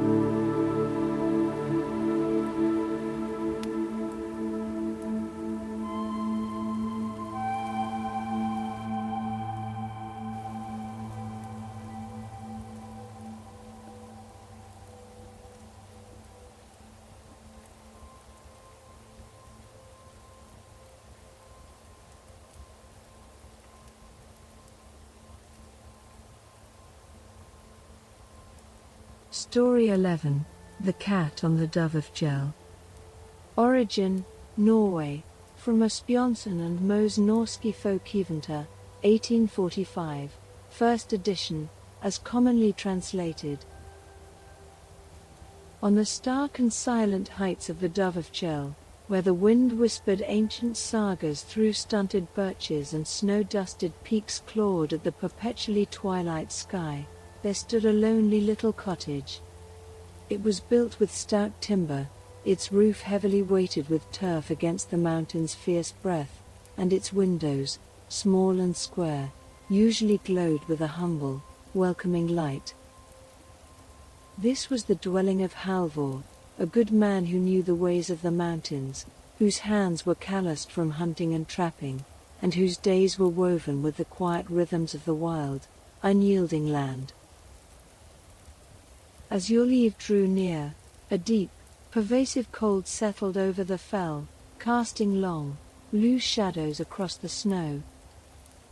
The air grew sharp with the scent of pine and hearth smoke from within Halvor's cottage.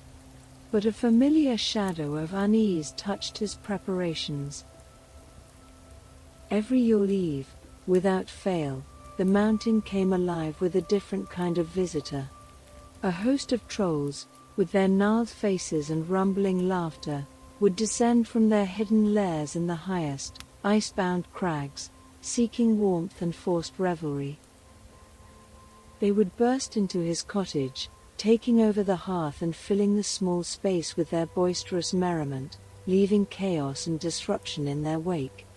Weary of this annual intrusion, Halvor always flitted out, seeking refuge in the solitude of the wilderness or a distant neighbor's dwelling, leaving his home to the unruly mountain folk until the dark hours had passed.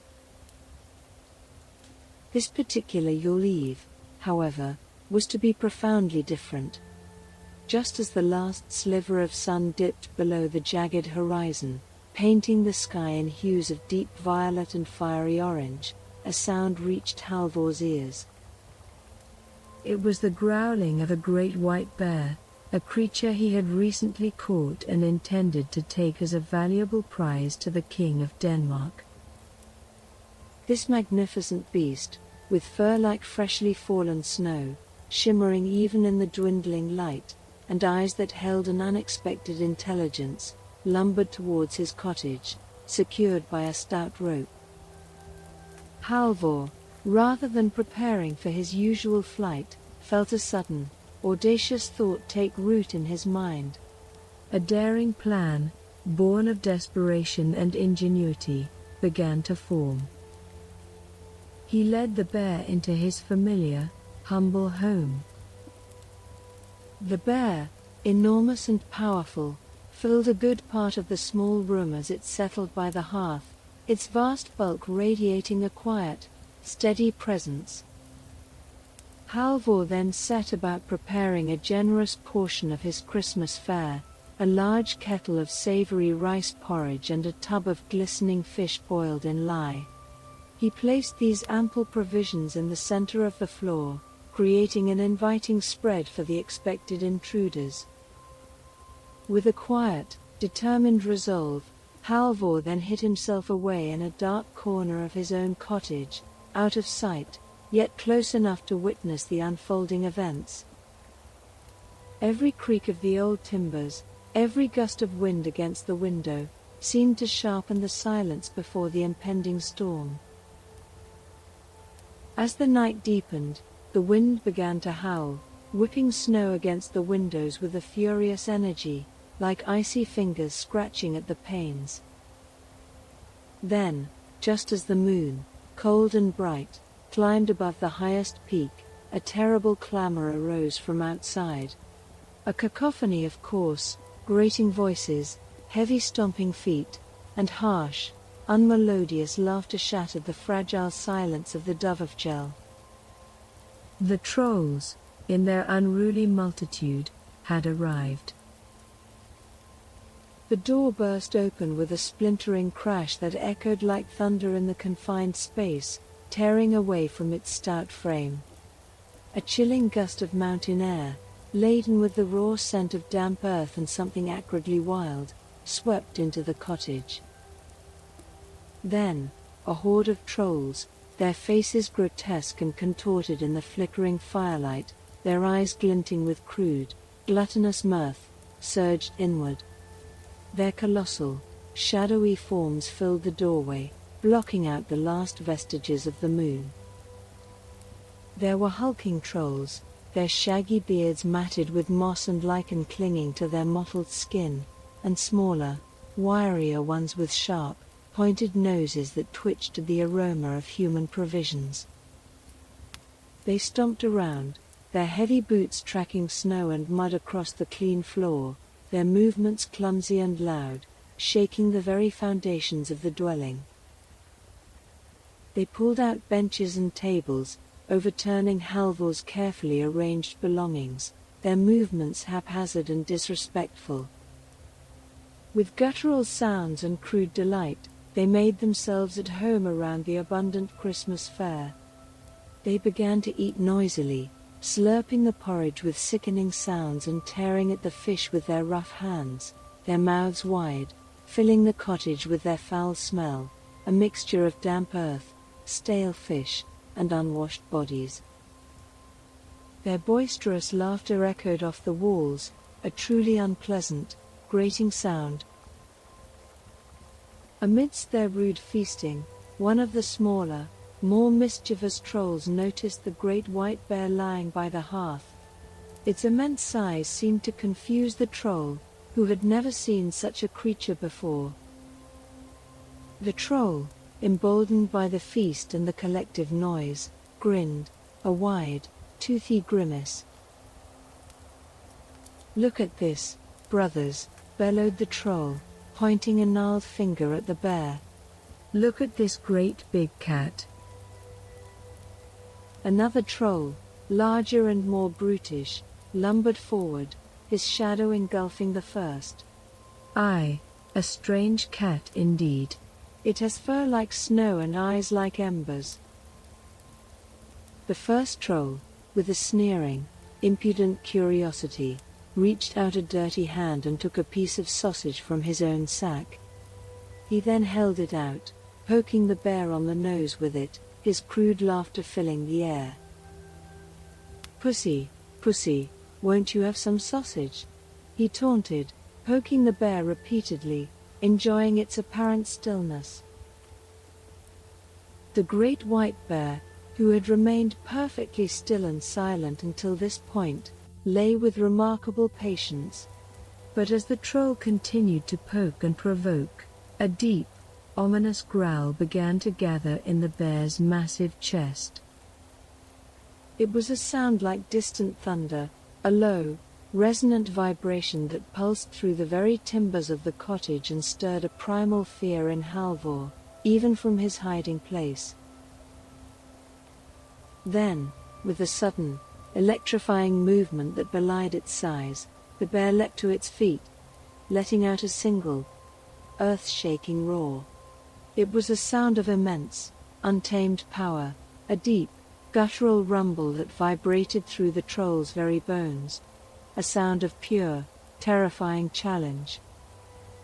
The cottage seemed to tremble around them, rattling every loose plate and hanging charm. Terrified beyond measure, the trolls shrieked, their crude mirth instantly turning to absolute, mindless terror. They dropped their food, scattering the porridge and fish across the floor in a greasy mess. They stumbled over each other, their bulky bodies colliding in a desperate, panicked attempt to escape the furious beast that was no meerkat.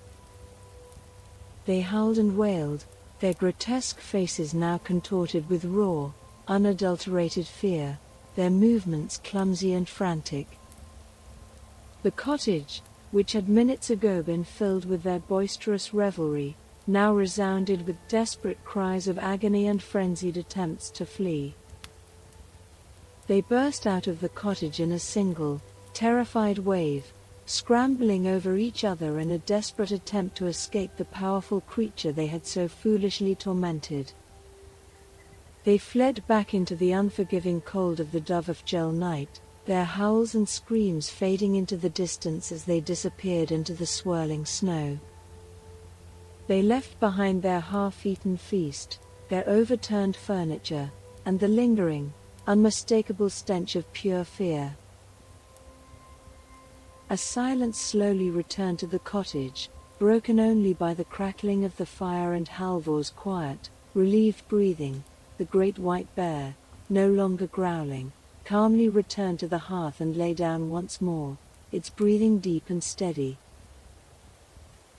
The next morning, as the first pale, delicate light of Yule day touched the Dovrefjell, painting the snow-covered peaks in hues of rose and gold, Halvor emerged from his hiding place.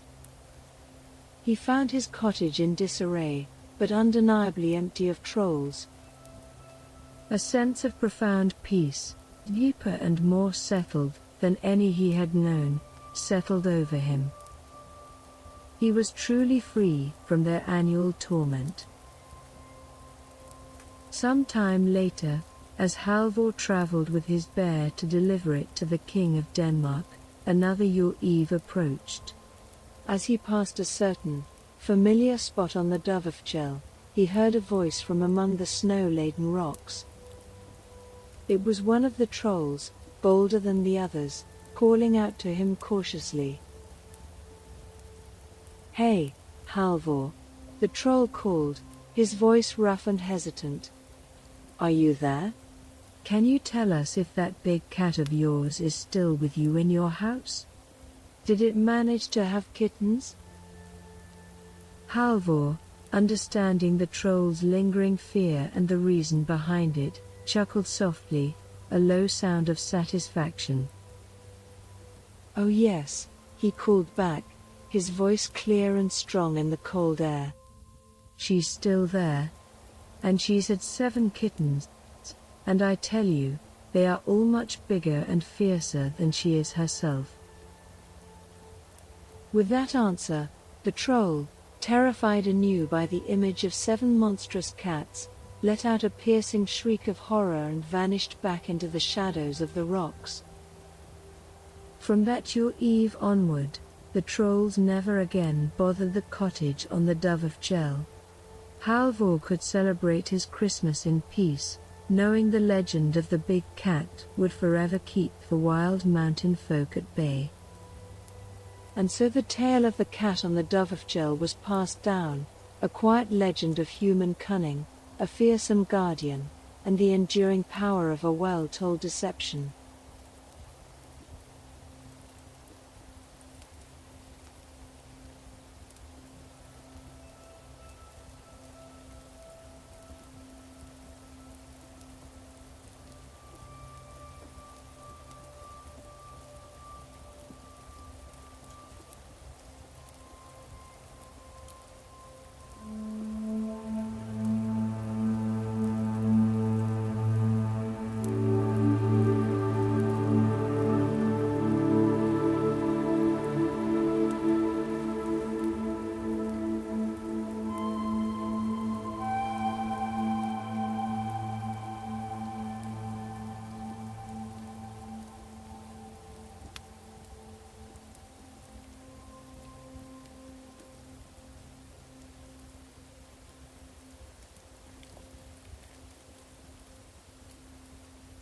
Story 12, Per Gynt.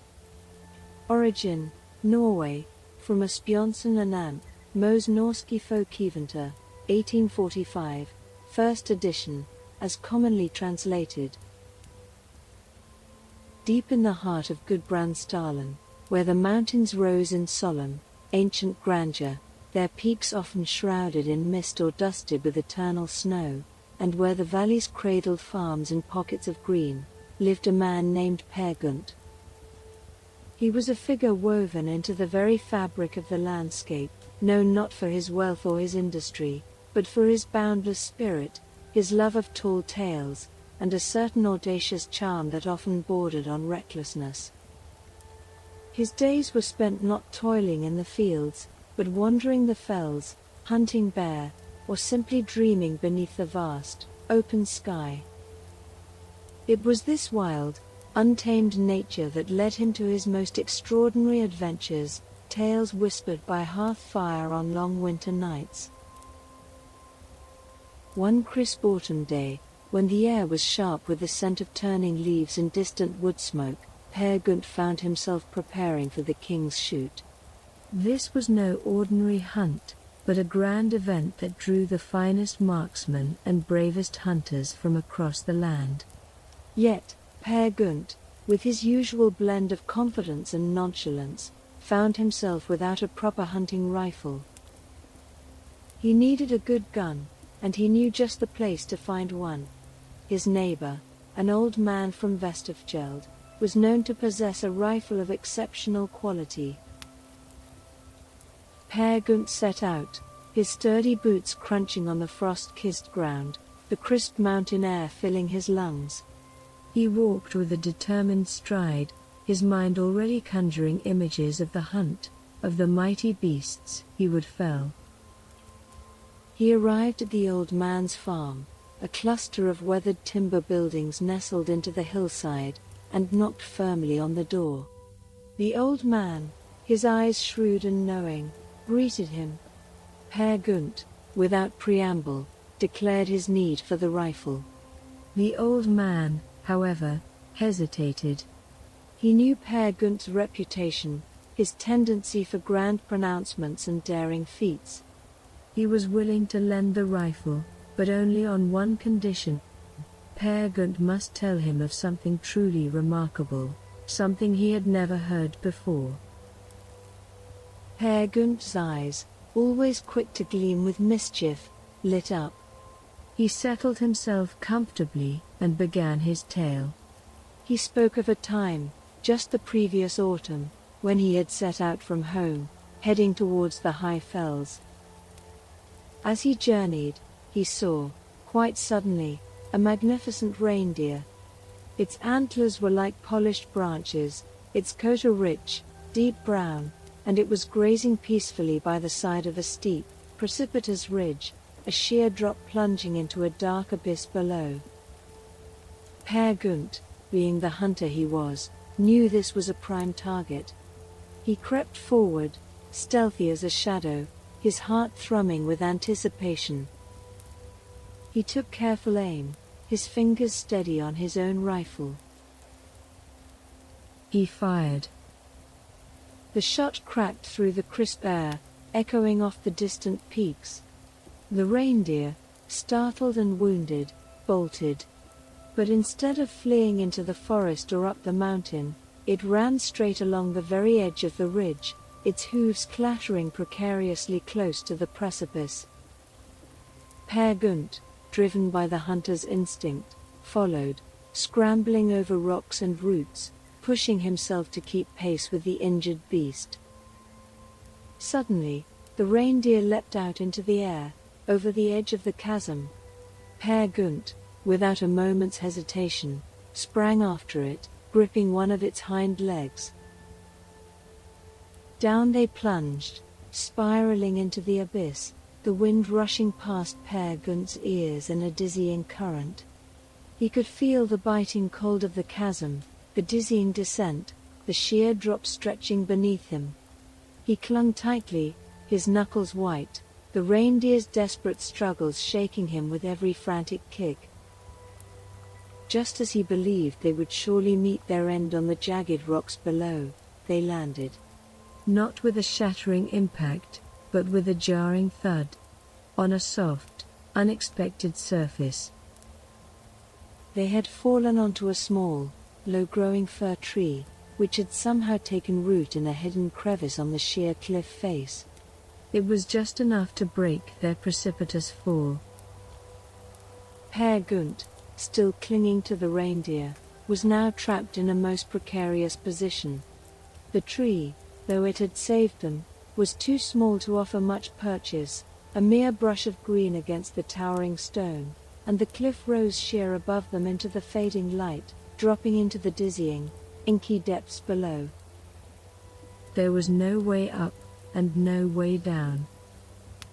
The sun began to set, casting long, purple shadows deep into the chasm, and a chilling wind began to whistle through the narrow opening, biting at his exposed skin.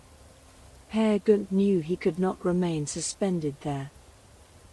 He quickly took out his hunting knife, a blade honed sharp from years of careful use, and with a swift, decisive motion, slit the reindeer's throat. Its warm blood gushed onto the fir tree, filling the air with a metallic scent, and coating the branches in a dark, sticky sheen. Then, with a truly ingenious and daring thought, born of necessity and his keen wit, Per Gynt began to sharpen the rope of his deer snare. He twisted and abraded the sturdy fibers against the rough rock until it was as keen as any knife, a cutting edge born of friction and will. With this sharpened snare, he began to saw at the trunk of the fir tree. He worked tirelessly, the rasping sound echoing strangely in the confined space, a dry, grating whisper against the vast silence of the chasm, until, with a final groan, the tree broke clean through.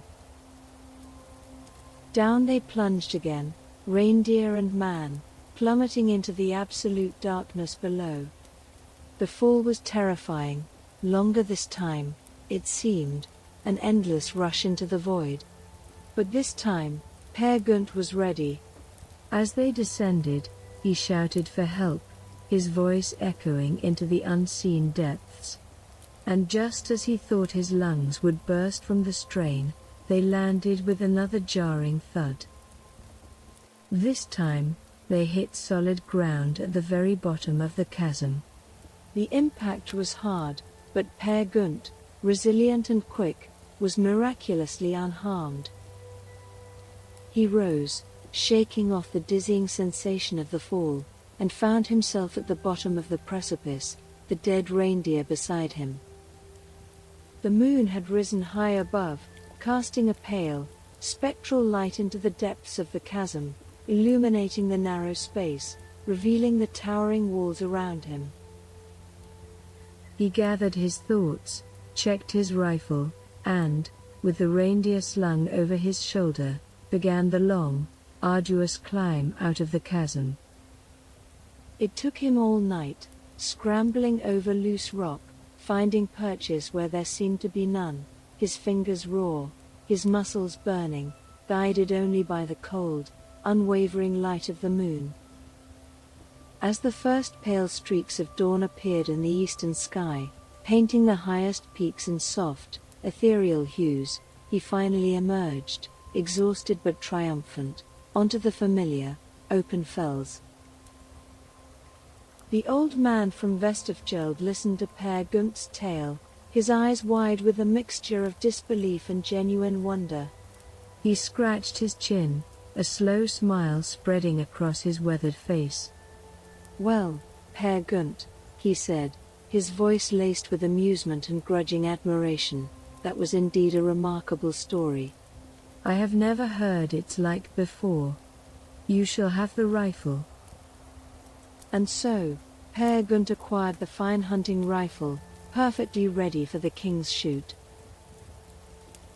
Armed with the old man's rifle, Peer Gynt joined the king's shoot.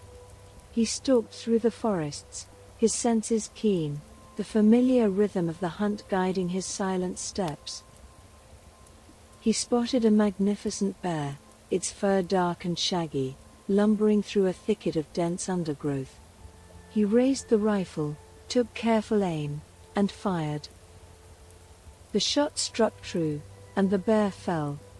Peer Gynt approached his kill, a sense of quiet satisfaction settling over him as the forest slowly quieted around the fallen beast.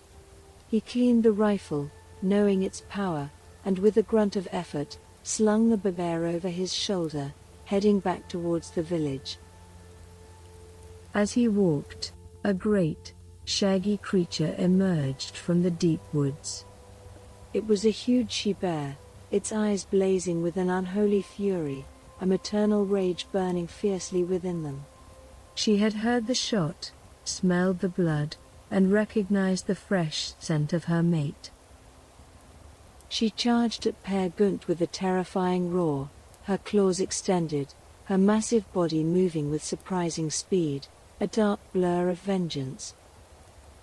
Peer Gynt, quick-witted as ever, knew he could not reload his rifle in time, nor could he outrun such a furious beast.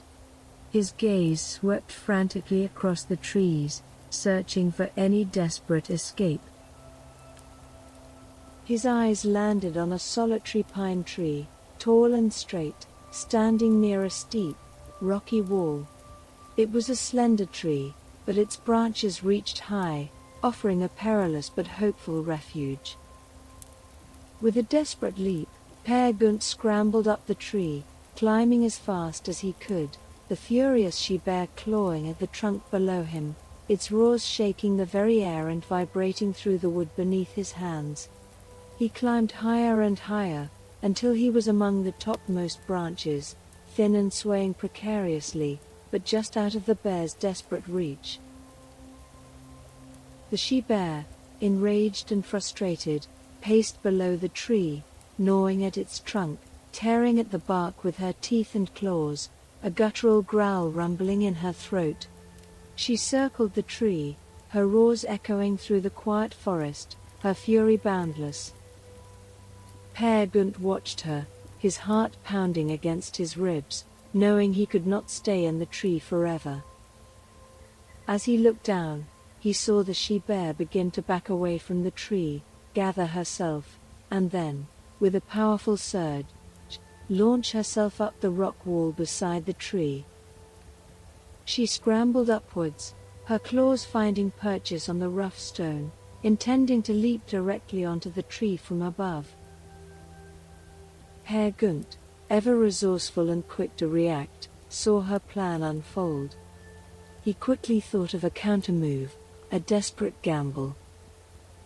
Just as the she-bear reached the level of his branch and was about to spring across the narrow gap, he snapped off a strong branch from the pine tree, its wood fresh and resilient. He held it firmly, took careful aim, and when the bear made her final, furious leap towards him, he thrust the branch directly into her open mouth. The branch, driven by Peer Gynt's strength and the bear's own momentum, went deep down her throat, choking her. The she-bear roared, a gurgling, strangled sound of immense pain and shock, stumbled, and fell backwards, crashing to the ground below with a heavy, final thud, dead. Herr Gynt climbed down from the tree, a triumphant, if somewhat disheveled, figure. He stood over the two dead bears, a fine morning's work, and admired his own cleverness and courage, the quiet victory echoing in the still forest. He slung both bears over his shoulder, their considerable weight a testament to his strength, and began the long walk home. The silence of the forest once again settled around him, unbroken save for his steady footsteps. The tales of Peer Gynt's hunting prowess and his incredible exploits spread quickly across Gudbrandsdalen, whispered by hearth fire and recounted in hushed tones during long winter evenings. He became a legend in his own time, a man whose encounters with the wild mountain, with fearsome beasts, and with fate, always seemed to bend to his audacious will. And so, the stories of Peer Gynt, woven with the threads of daring and improbable escapes, became part of the enduring folklore of the land, reminding all who heard them of the wild spirit that lived among the Norwegian peaks.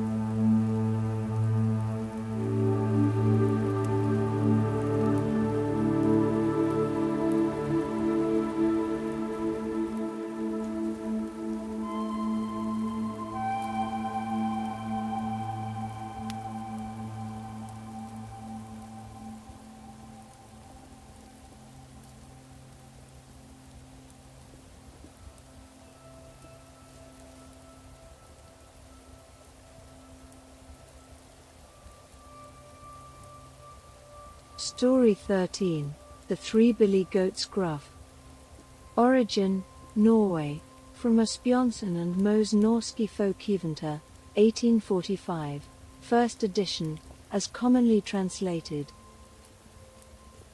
High in the rolling, verdant hills of Norway, where the grass grew sweet and green, lived three billy goats gruff.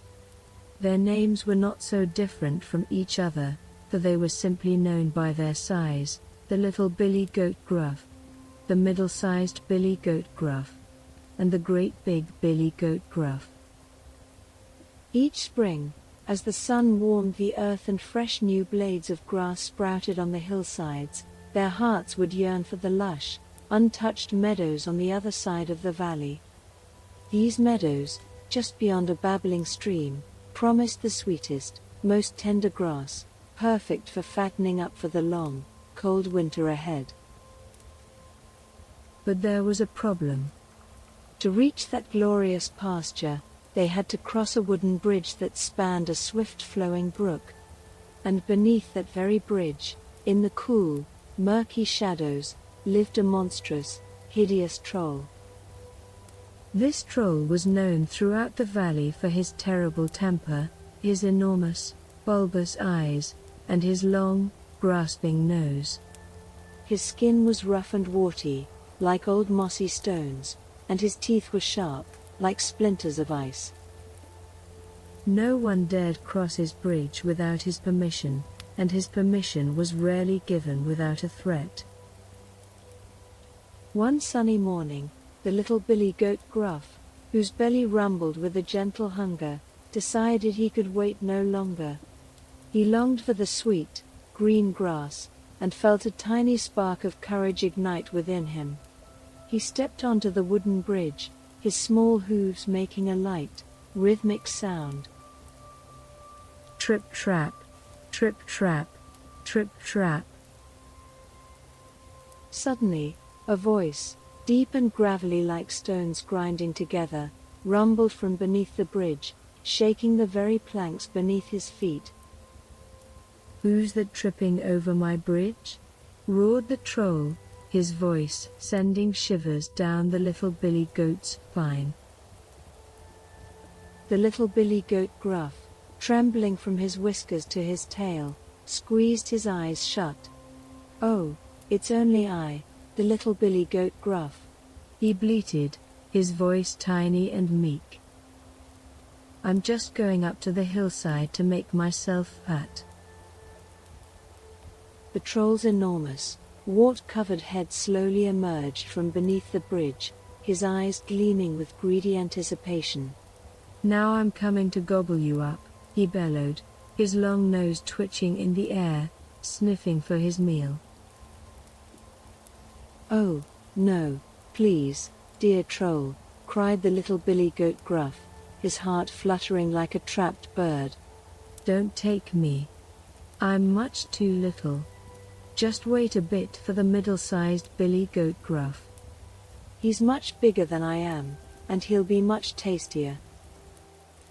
The troll, always eager for a larger meal, paused. He squinted at the small goat, then grinned a wide, toothy grin. "Very well," he grumbled, pulling his head back into the shadows beneath the bridge. "Be off with you then." The little billy goat Gruff scampered across the rest of the bridge, his little hooves flying, and didn't stop until he reached the sweet grass on the other side, where he began to graze, feeling immensely relieved. Some time passed, and the middle-sized billy goat Gruff, seeing his little brother contentedly munching on the distant hillside, felt his own stomach begin to rumble louder. He longed for that sweet grass, and a slightly larger spark of courage warmed his chest. He stepped onto the bridge, his hooves making a bolder, heavier sound than his brother's. Tramp, tramp, tramp, tramp, tramp, tramp. Again, the deep, guttural voice roared from beneath the bridge, shaking the very stones of the riverbed. "Who's that tripping over my bridge?" bellowed the troll, his voice laced with menace. The middle-sized billy goat Gruff, though braver than his little brother, still felt a tremor of fear. "Oh, it's only I, the middle-sized billy goat Gruff," he replied, his voice a little shaky, but steadier than the first. "I'm just going up to the hillside to make myself fat." The troll's hideous face, larger and more menacing than before, emerged fully from the shadows, his eyes burning like hot coals. "Now I'm coming to gobble you up," he roared, a hungry growl vibrating in his throat. "Oh, no, please, dear troll," pleaded the middle-sized billy goat Gruff. "Don't take me. I'm still not big enough." "Just wait a little while for the great big billy goat Gruff. He's much, much bigger than I am, and he'll be a much better meal for you." The troll, his eyes widening at the thought of such a feast, slowly drew back into the darkness. "Very well," he growled, a hungry smile spreading across his warty face. Be off with you then. The middle-sized billy goat Gruff, with a surge of relief, trotted quickly across the remaining planks of the bridge and soon joined his smaller brother, eagerly burying his nose in the sweet, green grass. Finally, the great big billy goat Gruff, whose belly was truly rumbling like distant thunder, could wait no longer. He had watched his brothers reach the rich pasture, and a fierce, unwavering courage settled in his heart. His hooves made a heavy, resounding clatter as he stepped onto the bridge, shaking the very air around it. Trip trap, trip trap, trip trap, went the bridge, creaking and groaning under his magnificent weight. For the third time, the terrible roar echoed from beneath the bridge, a sound of immense fury. Who's that tripping over my bridge? Bellowed the troll, his voice a deafening thunderclap, shaking the very valley. The great big billy goat Gruff did not tremble. He stood firm, his broad shoulders squared. It's I, the great big billy goat Gruff. He boomed back, his voice as loud and strong as the troll's own, filled with defiance. The troll, a truly monstrous figure, burst out from under the bridge. He was even uglier and more fearsome than the goats had imagined, with a nose longer than a broom handle, eyes like saucers, and teeth like jagged rocks. He lunged forward, his massive arms outstretched, ready to seize his prey. Now I'm coming to gobble you up, he shrieked, his voice filled with ravenous hunger and malicious glee. But the great big billy goat Gruff was ready. He lowered his mighty head, his sharp, formidable horns pointed directly at the troll's hideous chest. He charged forward, a force of nature, with all the strength of his powerful legs. He butted the hideous troll with all his might, lifting him high into the air. The troll let out a surprised, gurgling cry as he sailed over the side of the bridge and plunged with a tremendous splash into the swift, cold waters of the brook below. The strong current seized the troll, pulling him relentlessly downstream. He thrashed and struggled, but the water was too powerful, its icy grip unforgiving, and the troll was never seen or heard from again. The great big billy goat Gruff crossed the bridge triumphantly, his hooves making a final, confident trip-trap. He joined his two brothers on the other side, and they spent the rest of their days happily grazing in the lush, sweet meadows, growing fatter and fatter, without a single care in the world, their bellies full and their hearts light. And the bridge? It stood peacefully over the stream, its wooden planks strong and silent, no longer guarded by a fearsome troll. From that day on, any creature could cross it freely, enjoying the tranquil beauty of the valley. And so, the tale of the three billy goats Gruff spread throughout the land, a quiet reminder that even the smallest can be clever, and true courage can conquer even the greatest of fears.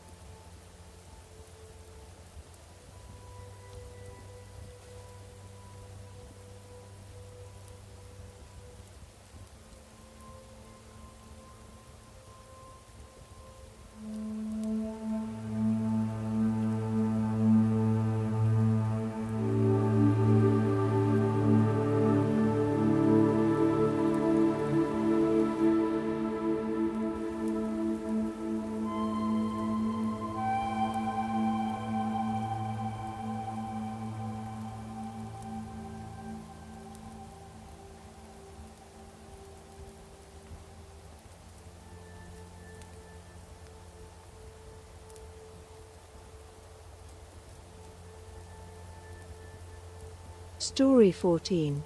The Seven Foals. Origin, Norway, from Asbjørnsen and Moes Norske Folkeeventyr, 1845, first edition, as commonly translated. In a faraway land, nestled amidst towering mountains and deep, whispering forests, stood the grand, ancient estate of a king. This king had a remarkable daughter, a princess known far and wide not only for her beauty, which was said to rival the morning sun, but also for her discerning spirit and her extraordinary skill in solving riddles and trials. Many princes and wealthy suitors came from distant lands, drawn by tales of her loveliness and her father's wealth, hoping to win her hand.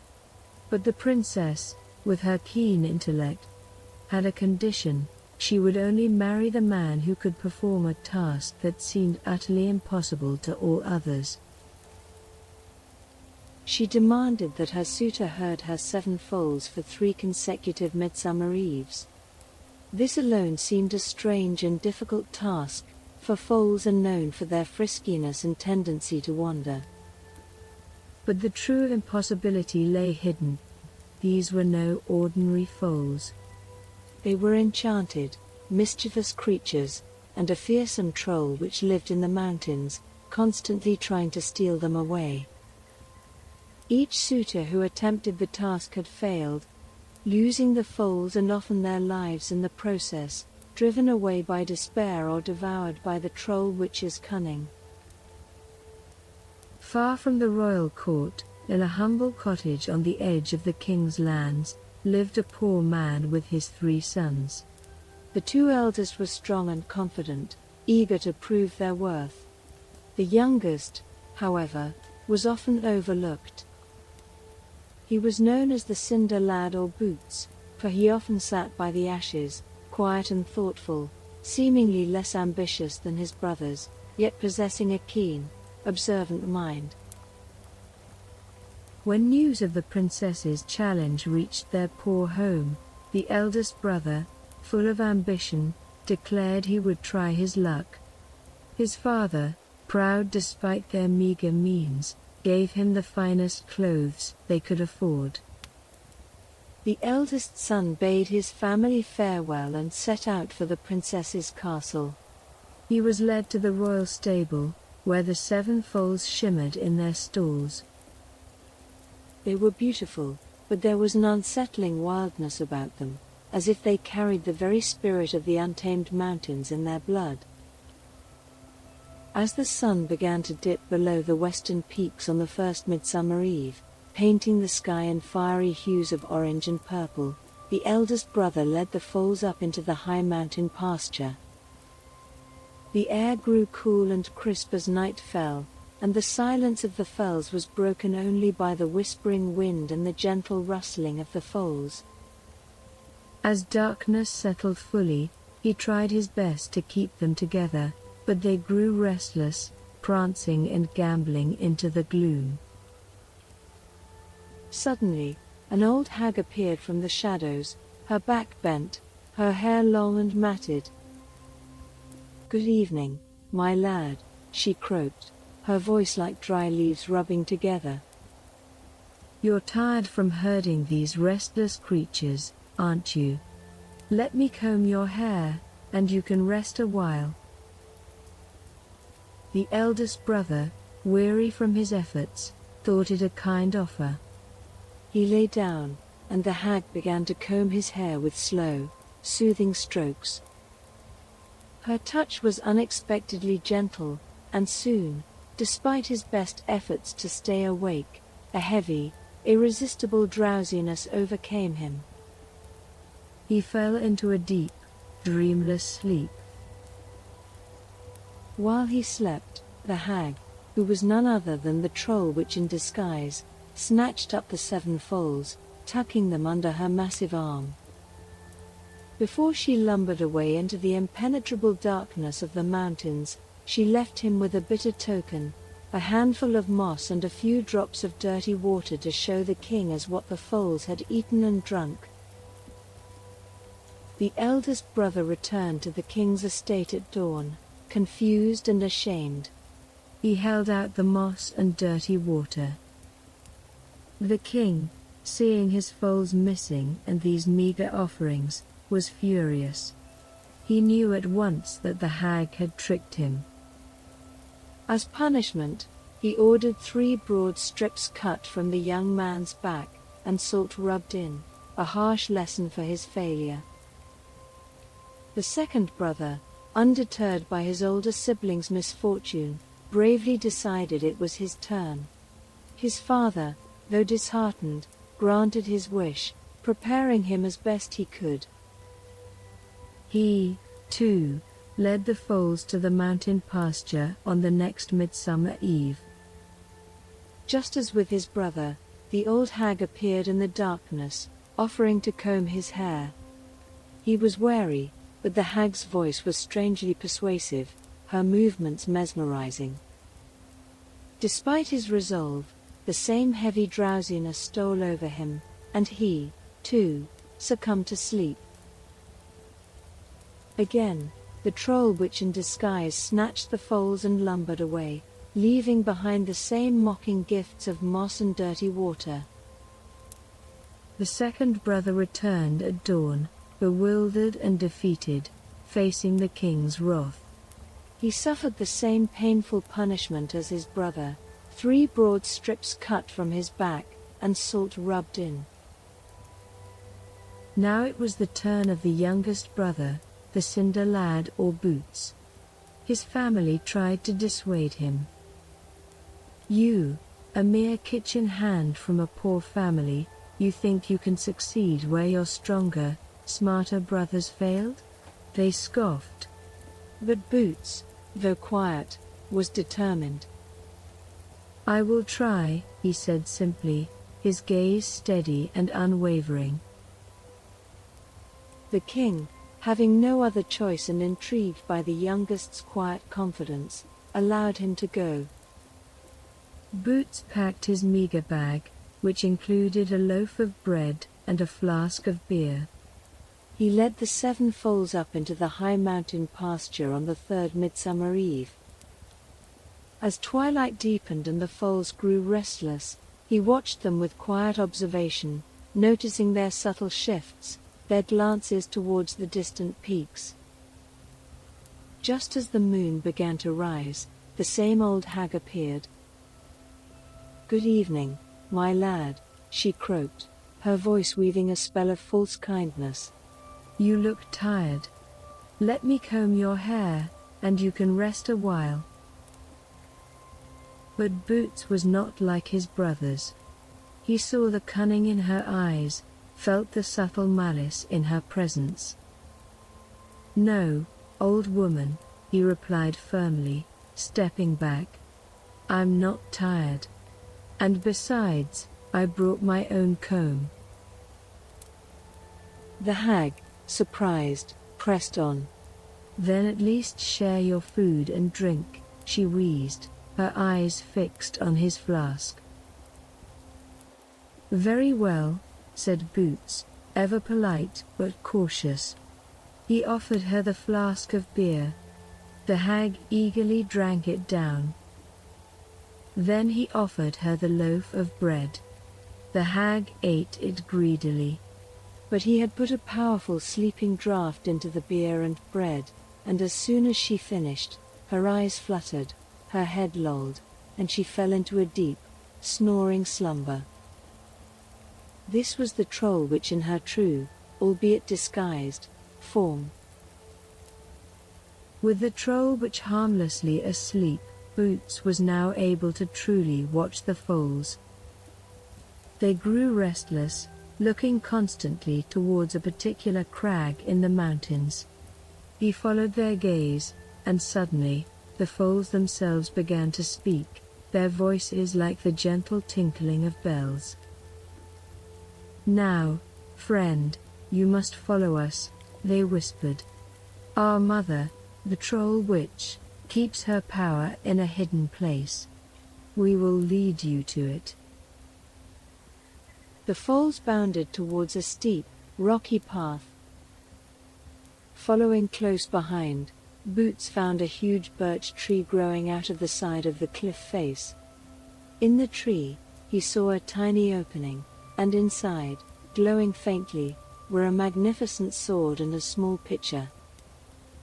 The Foals had guided him to the source of the witch's power. "This is what you must do," the Foals whispered. "Take the sword and cut out our mother's heart. Then, dip the pitcher in the well of life at the foot of the cliff. Only then will her spell truly break."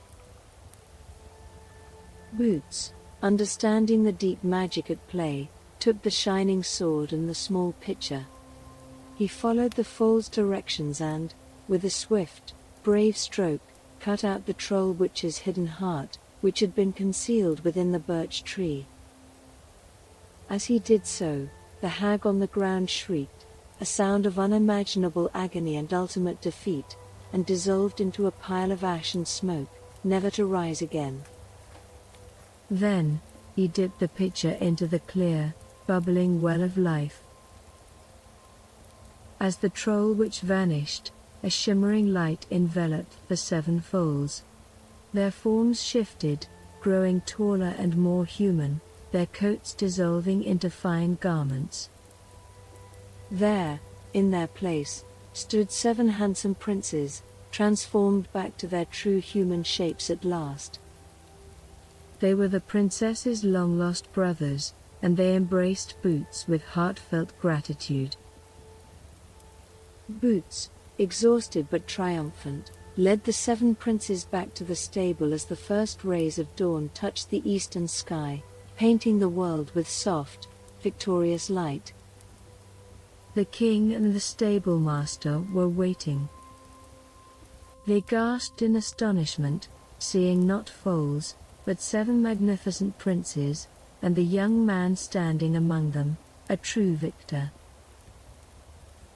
The king, immensely pleased and deeply impressed by the young man's courage and ingenuity, knew he had found the right suitor for his daughter. He summoned his beautiful princess. The princess, her eyes shining with curiosity and a growing wonder, looked at the young man, then at her newly returned brothers. She had heard of his remarkable success, and a quiet admiration bloomed in her heart. She then asked him the final question, a riddle that had baffled all others, a secret test of insight that went beyond simple courage. "How did you know," she asked softly, her gaze keen and piercing, "what I needed to save my foals and to free my heart?" The young man, his eyes meeting hers with a quiet, knowing gaze, smiled. "I knew," he began, his voice calm and clear, "because I went to the stable and I listened. The foals, they never looked towards the door, or to the pasture that was already theirs. They always looked towards the mountain, towards the dark realm of the troll witch. And I saw that each time you sent a suitor to guard them, you gave them nothing more than a whistle to call the foals, or a bell to mark them. But what they truly needed was not to be called or marked, for they were drawn by another's magic. What they truly needed was courage to resist the witch's sleep, and knowledge of her hidden power." He paused, then continued, his voice gentle, yet firm in its revelation, "And I knew you were not truly testing courage alone, but wisdom. For the foals, they are your 7 brothers, bewitched by the troll witch. And the witch is the king's own stepmother, who cast a cruel spell upon his children years ago, and kept them hidden from his sight." A gasp rippled through the onlookers, a collective sound of shock and understanding. The king stood, his face pale with shock and then a profound anger, realizing the terrible truth of his queen's wickedness, which he had been blind to for so long. The princess's eyes, wide with wonder and a growing warmth, gazed at the young man. He had not only accomplished the impossible task, but he had seen through the deepest enchantment, understood the hidden truth of her family's plight, and revealed the true nature of her beloved foals. With his wisdom and bravery, he had broken the wicked spell. The troll witch, the king's stepmother, had been vanquished, and with her defeat, the powerful enchantment was broken. The seven foals shimmered, their forms transforming in a soft, ethereal light, and there, in their place, stood seven handsome princes, returned to their true human shapes at last, freed from their long curse.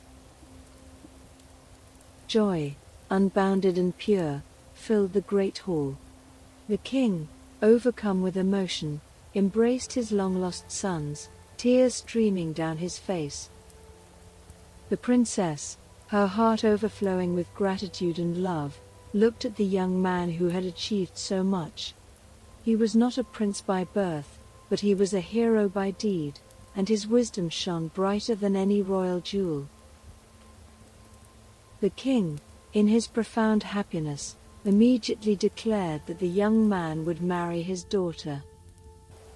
The wedding was celebrated with unparalleled splendor, lasting for many days, with feasts and music filling the valley, echoing with the sounds of joy and liberation.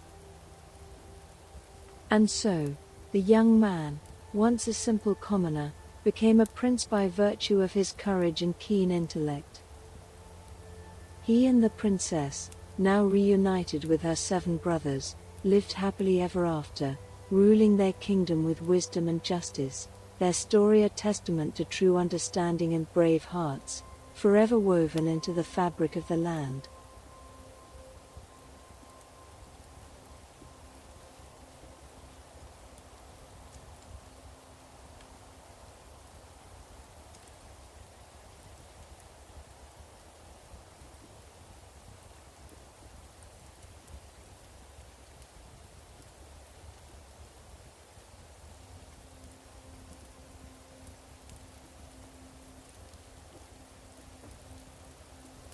And so, dear dreamer, the fire dims low, and the wind quiets beyond the pines. From glacier kings and white bears, from moss-cloaked heads in forest pools to brides with golden hair, we have wandered together through the frost-laced legends of the north.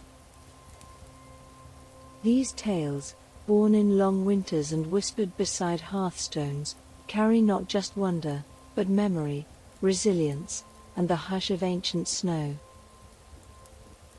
If your eyelids grow heavy, may your dreams be lit by northern lights and guarded by whispering firs. If you listen while you study, may the stillness of fjords and the rhythm of story guide your thoughts gently home.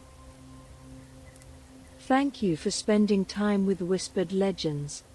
If these old tales brought you rest, peace, or warmth, consider subscribing or leaving a kind word below. More stories wait in twilight's shadow, soon to arrive, like snowflakes on still air. Until then, may your night be kind, and your path quiet beneath the stars.